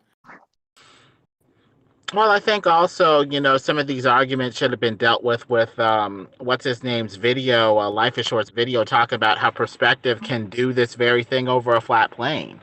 So some of the relevant literature, I guess you could say, and, material could have, fixed some of this stuff if we would have looked down, different avenues to try to solve this problem. The argument that something taller in the background should be at this height or taller than something shorter in the background is kind of elementary at this point in the discussion. And really breaking down the motivations for why the globalists do what they do without them trying to derail the conversation would be very powerful. It'd be like pointing a spotlight and and just seeing the cockroaches flee. Well, yeah, I agree with you. And if we were to imagine, let's say that there's the liars, the people that are, pushing this lie, what would they do if they were in this conversation? They would try to tell us we're idiots, we're retarded, call us as many names as they can, try to distract us. That's what they would do. Now, I'm not saying that everyone in here are the liars, but some folks in this community on the Glober side are essentially like a node of them. So they are doing the sort of dirty work. So it's like essentially it's like a gatekeeping type of thing on that level. Oh, it's a classic online operations. I mean, we've gone through that before. The handbook for psychological operations. You guys remember that? And you can just pick out the different tactics that we deal with all the time, and whether or not these guys are getting paid. Listen, I'm not going to speculate on why they're here, but they follow that booklet to a fucking T. You talking about the script we went over that one day, right? The actual tactics, there was like 25 tactics of psychological operations. Right. The script, the things they always run through all the time. No, that's different. That's their actual preparation material, their actual script. I'm talking about like using insults, trying to emotionally charge the conversation, deflecting to another issue, never admitting anything, and trying to irritate you. All these things they do to us all the time. And I think Gio really hit the nail on the head, to be honest with you, Gio. So that's what we're going to try it. We're going to try an hour and a half, ball free. I think it's a good idea, man. And I tell you why. Because what was noticed is over in Nathan's, because there's a lot less ballers coming in there since the Black Swan came out. What was noticed is that there was a lot of times there was no ballers, and the conversation was far brighter, and we came to better conclusions. We were freer mentally, all this stuff, because when the ballers come in, you literally have to go down to their level. Yeah. And I reckon it's a good idea. I reckon that you'll feel free. You kind of go, I don't want the ballers anymore. Well, that's how I've been feeling today. It's like hearing them say the same thing over and over again. It's just driving me fucking crazy. It's like it really ties into the Operation Paperclip with the Nazi propaganda. They just come in here and accuse us of what they're guilty of. I was going to mention this too. I was a moderator on the 24/7 server for like the first version of it, pretty much from the beginning, and then through the second version. I've since not a part of that server any longer, and won't be in the future out of my own choice for various reasons. But being a part of that server, especially the first version of it, which was different than the current one. But so I've been involved. I mean, back then for several years, it was literally I was in there every day. And so I've seen so many of the dynamics between when a new person comes in, let's say a 20-year-old person, 25-year-old, male or female, and they're coming in and they're just asking, how does the sun set? And all of these questions. And it's interesting that, that's a person that is interested in the topic. I'm never someone that wants to push my viewpoint on them, but I do maybe would share my perspective. And that person, it was just interesting to see all of the dynamics of how that kind of new person was sort of potentially opening their mind, and how really on both sides, sometimes it would be flat earthers that would be derailing it and causing interference, to be honest. A lot of times it would be globe earthers and so on. There would be excessive banning and all kinds of sort of abuse happening, abuse of power. And so it's just interesting, because that's really the core of this. I mean, the power that they have with the globe earth model, in my opinion, is connected to the financial system and so many things. And that it's like a seed, and they planted that seed. We were talking last night about the history, World War I, World War II. I mean, there's an entire history of how this has unfolded and the brainwashing and the indoctrination. And it's connected to their kind of global power structure. So if humanity were to wake up to this, their power is over, it's gone. And so that's how potent this is. And it's essentially sharing the message and presenting it to people for the first time. That's the most frightening thing for them in that sense. And so, it's like that other side of the energy will do everything they can to squash this, Yeah, and there's two ways to look at even this truth thing. You can tell people the truth and they can believe you, and I think they try to attack people's credibility by saying, "Don't take the truth from these people, take it from us." And there's the discernment side where it's like, you don't have to believe me or not. I can give you this information, and you can find out for yourself with your own tools of discernment. But that requires clear, calm, level-headed thinking, which is impossible in some of these dynamics where there's drama, where they're trying to make you emotional, where they're purposely trying to troll you, not follow your line of logic, to any sort of conclusion, not let the conversation progress. So they attack you in two ways by trying to get rid of the credibility of the flat earthers so you don't believe anything they say and make things so emotional you can't even think. This is where I would disagree with both you guys because I'm seeing these sort of global, like worldwide domination perfectly makes sense on a flat Earth model and 100% debunked on the globe. A globe would offer endless space where anything is possible. People would have, if the globe was really true, people would have set aside tribalism by now. Because their model offers to stop the conversation. Their whole point is to stop the build, right? Because I think they figured that if they stop us from continuing the conversation, right? It's like every time, like we could be having a nice build, right? Just hypotheticals, and somebody wrote this a long time ago, just building, right, on information, and they come and break us down to the Coriolis and the same arguments that we were arguing already 6 years ago, right? And it's the same thing over and over, and I compare it to the movie fucking 50 First Dates, right? The same thing he had to do every day to win over his girl. We have to do the same thing with these Globers. The same arguments every day. At a certain point, you start seeing that there has to be something nefarious about it, right? That's we don't want to yeah, see well it because said. it's evil. All of It's you guys. evil. But it is something nefarious that they have to come on here and insult us every day. Every day. What possesses someone to spend 12 to 16 hours of their day I'm a dirty nonstop, old all man their right now. free time, throwing a monkey wrench in our I conversations? called next. Hello, Brandon. Oh, fuck, echo. What are you doing? Hello, son. What's that, Rikia? Were you talking to us or getting to your table? Yeah, if they spent even a fraction of the time they spend on flat Earth to actually look with Rakia hot micing. I was trying to figure it out. Yeah, I'm gonna have to mute him. Ricky, I'm muting you until you figure out your hot mic. Well, Situation is where the information is coming from. See, I've noticed that over the history, over the years, over the decades, people tend to follow whatever the status is, right? It doesn't really matter how you got to that status. Even if you had to kill an entire civilization, people respect status. And right now, the Globers have the status. They are Caesar. So the weak people, the weak-minded, they're gonna flock to that information, not because it's true, but because there's more power to it, because it came from Caesar. And they're gonna push it with their rhetoric and their power and their prestige. But when you look at it, the substance of it is saying, okay, this mountain in the background is lower than this thing in the foreground. Big freaking whoop. I mean, there's so many ways I to got a treat question stuff for you, Lemon. mathematically. So many. What was that? I got a question. Am I echoing too much? Are you echoing? A little bit, but we can hear you. A little bit. Okay. You're echoing a little bit, and your volume is a little low. Okay, I'm in a bathroom at the gym. I was gonna say, it sounds like you're in a bathroom. Yeah, so question for the flurpers. You keep saying, did you take or you didn't take into account X, you didn't take into account perspective, didn't take into account... Yeah, actually, we're having a conversation about something else for Riff. Sorry about that. So, anyway, we're going to do Ballless Wednesday, and it's going to be an hour and a half. I agree with everything you guys said. And then we'll open it back up. We'll see how that goes. And Gio, I'm kind of taking to heart what you said about the community and having time and this disruption, this energy, this negative energy. Now, I don't want an echo chamber, which means we have to hold each other to task, which we're usually pretty good about doing. But we have to hold each other to task.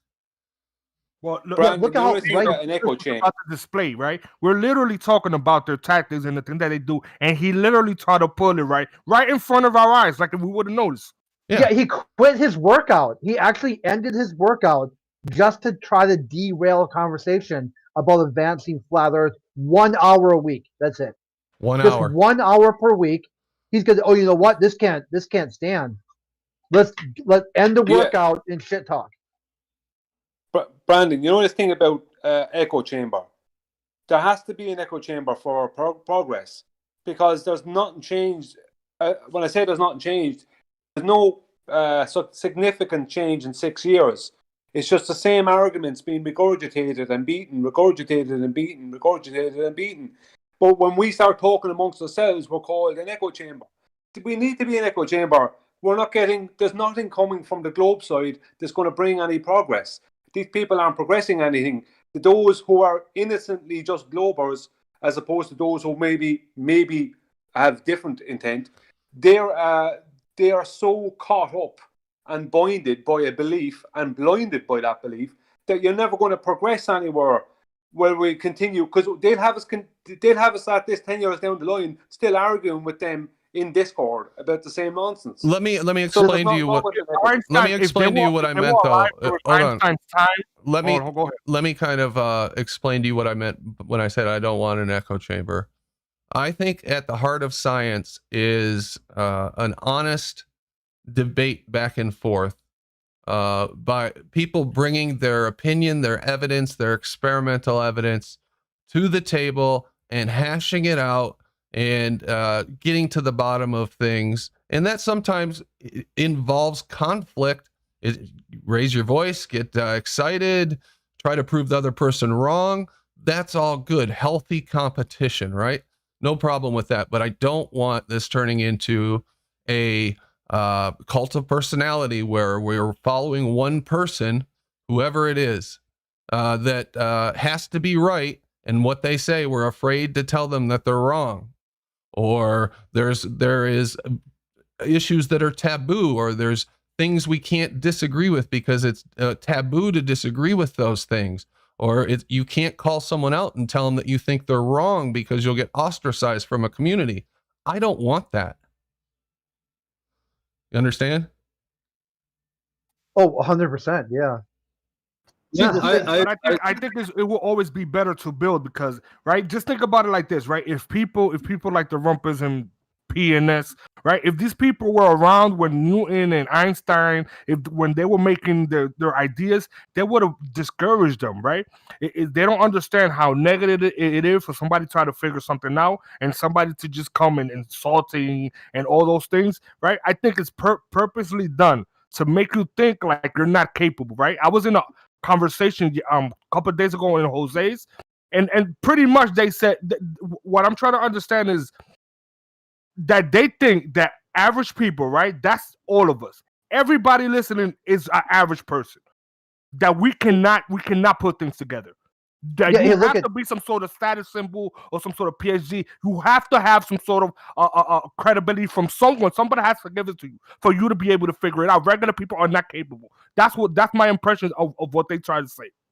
Yeah, just like priests in the old days. They were the only ones who could read the holy books, and they had to tell you about what it was. You weren't even allowed to read the books. Same thing. Look at Kosho's crying in text chat saying, this is the day the server died. Because 1 hour a week on Wednesday will be a different format. On a flat the whole earth channel. Server's dead. On a flat earth channel. We can't have an hour a week. Yeah, he says this is it. Today is the day this server went to shit because of 1 hour out of 15.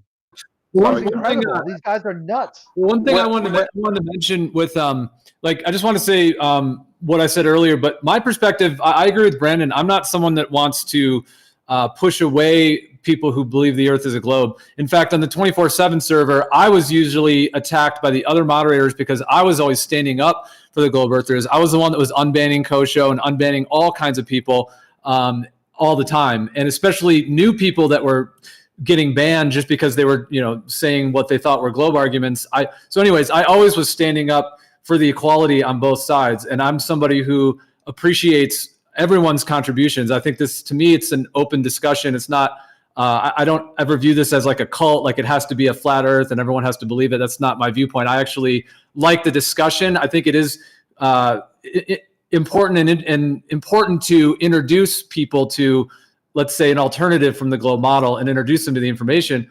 But I guess there's like a slight difference between if a globe earther is just trying to sap the energy and just distract, everybody, versus them being a voice for the globe side. Because if somebody's new and they're coming into this discussion, they may already think the Earth is a globe. So if they're coming only with flat earthers telling them one thing, it may not be as balanced. Whereas if somebody who knows the globe model well can share those arguments, it gives that new person, somebody that they feel is on their side, and then it gives them a polarity to consider. And then the truth, in my opinion, will always rise to the top. And if they're on their own searching for the truth, they can hear the globe side and they can be, confirmed of what they might already believe. And then they can hear, other perspectives to be able to come to their own conclusions. So I'm just saying my personal perspective is supporting everybody, including, globe earth and globe earthers and everyone involved.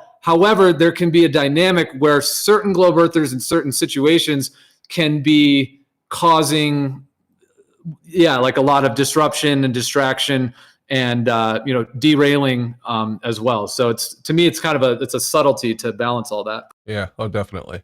Well, I'd have a slightly different take on it.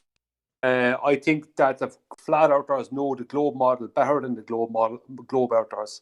And it'd be better for the flat earthers to be able to educate people on the globe model, as they know it better than the globers. And I proved that to myself many times. I prove it to myself daily. Like, I have to learn so much about the globe model more than the average glober. So I can easily translate to somebody what's going on with the globe model. I don't have to hide anything. I'm not saying you're saying anyone's hiding it, but I don't have a need to hide any part of it or to manipulate any part of it. It's so ridiculous, and I can show how they can't support their claims with physical demonstration, to an average person, and whatever they want to do after that, they can believe it or not believe it.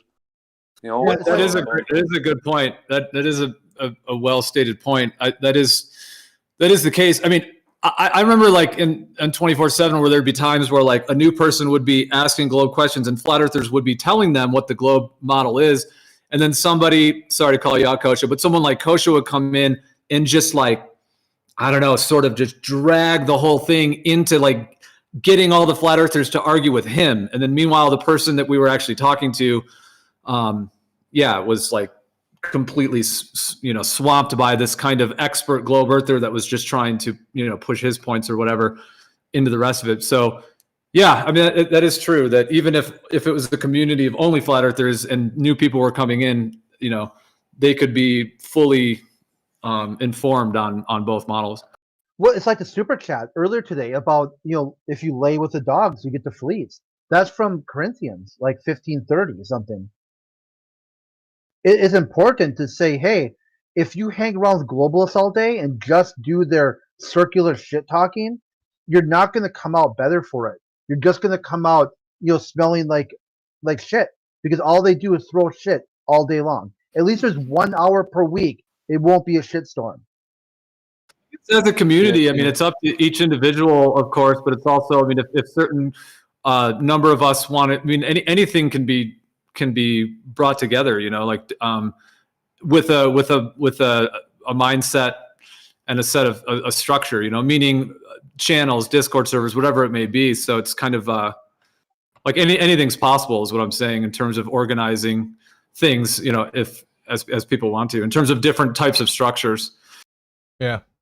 Well, I think And we'll maybe we give can it a do, shot. It sounds like no one's opposed to it. We'll try it out tomorrow, and see how it goes, and then we'll open it back up. I know there's some globers salty about it, but you guys got to understand. It's the only structure that's not possible to organize on a large scale. What? A sphere. Uh-huh. A floating one at that. Well, Brandon, Kosho saying in the chat that this is where your server died is completely hypocritical, as I don't hear of him attacking Neil deGrasse Tyson for never speaking to us, for always living in his echo chamber, and Brian Cox and all these people. He doesn't operate in an echo chamber, though. They actually have real disputes, such as classifying Pluto. That was an actual big discussion that they had, a big fight about. But that all starts with a pre-assumption of the globe. You see, if he came to us with that, the first thing I would ask him is, okay, so you're starting off with the pre-assumption that we're on a globe. So that means there has to be a geometric horizon. So where is this geometric horizon? And that's where it would start. Yeah, here's an example But of he's how not they. going to get that. They're not going to get that amongst themselves. Those people aren't going to get that amongst themselves. They're going to argue with him begging the question, whereas I won't put up with that, and neither will the rest of the lads.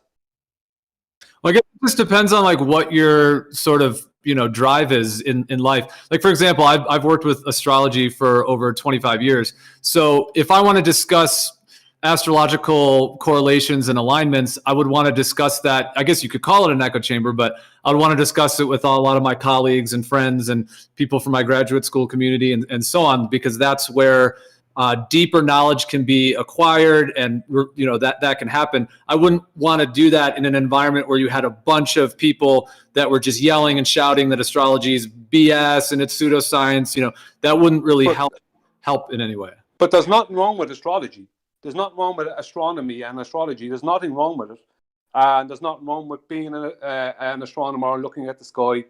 It's only the pre-assumptions and the statements and claims are in question. Because I can look at the sky, and regardless of how long you're an astronomer, I can look at the sky and I can make a decision on something I see in the sky, and I can make a claim about it. And my claim is just as worthy as your claim, because none of us can prove it. We only have beliefs about it. We can only make claims about it. We can never prove these things. So there's nothing wrong with being an astronomer. The only problem is when there's positive claims being made. Because if you make a positive claim, how are you going to back it up to do with the sky? We can't go there. Not me and you. Well, I don't want to take the whole conversation into unless we want to, into a whole side thing of that. But I will say that if you're looking at correlations of the wandering stars, the luminaries, and their positions and events in human life and so on, that can be scientifically evaluated and through correlation and through statistical analysis and so on.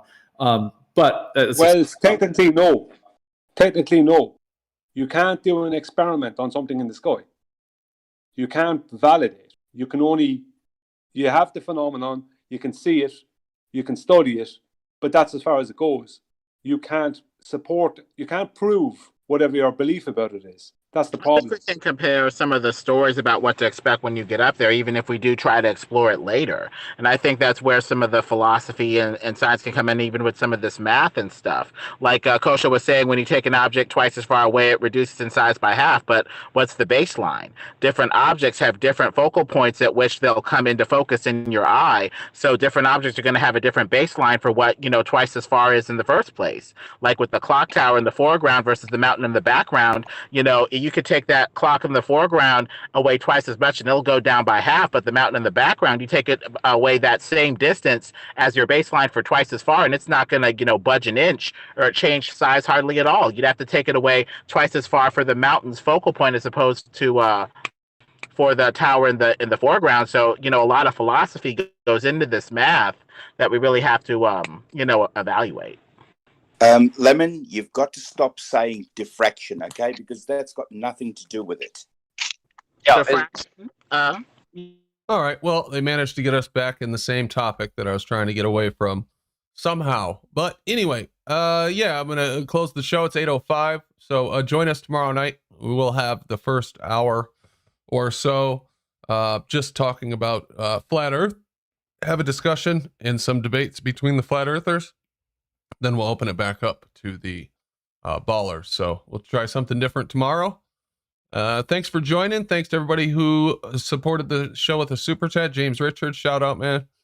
I didn't read your last one, did you? Did I? James Richard, Globers, truth is stranger than fiction. Star Wars. Unfortunately, you can't handle the truth.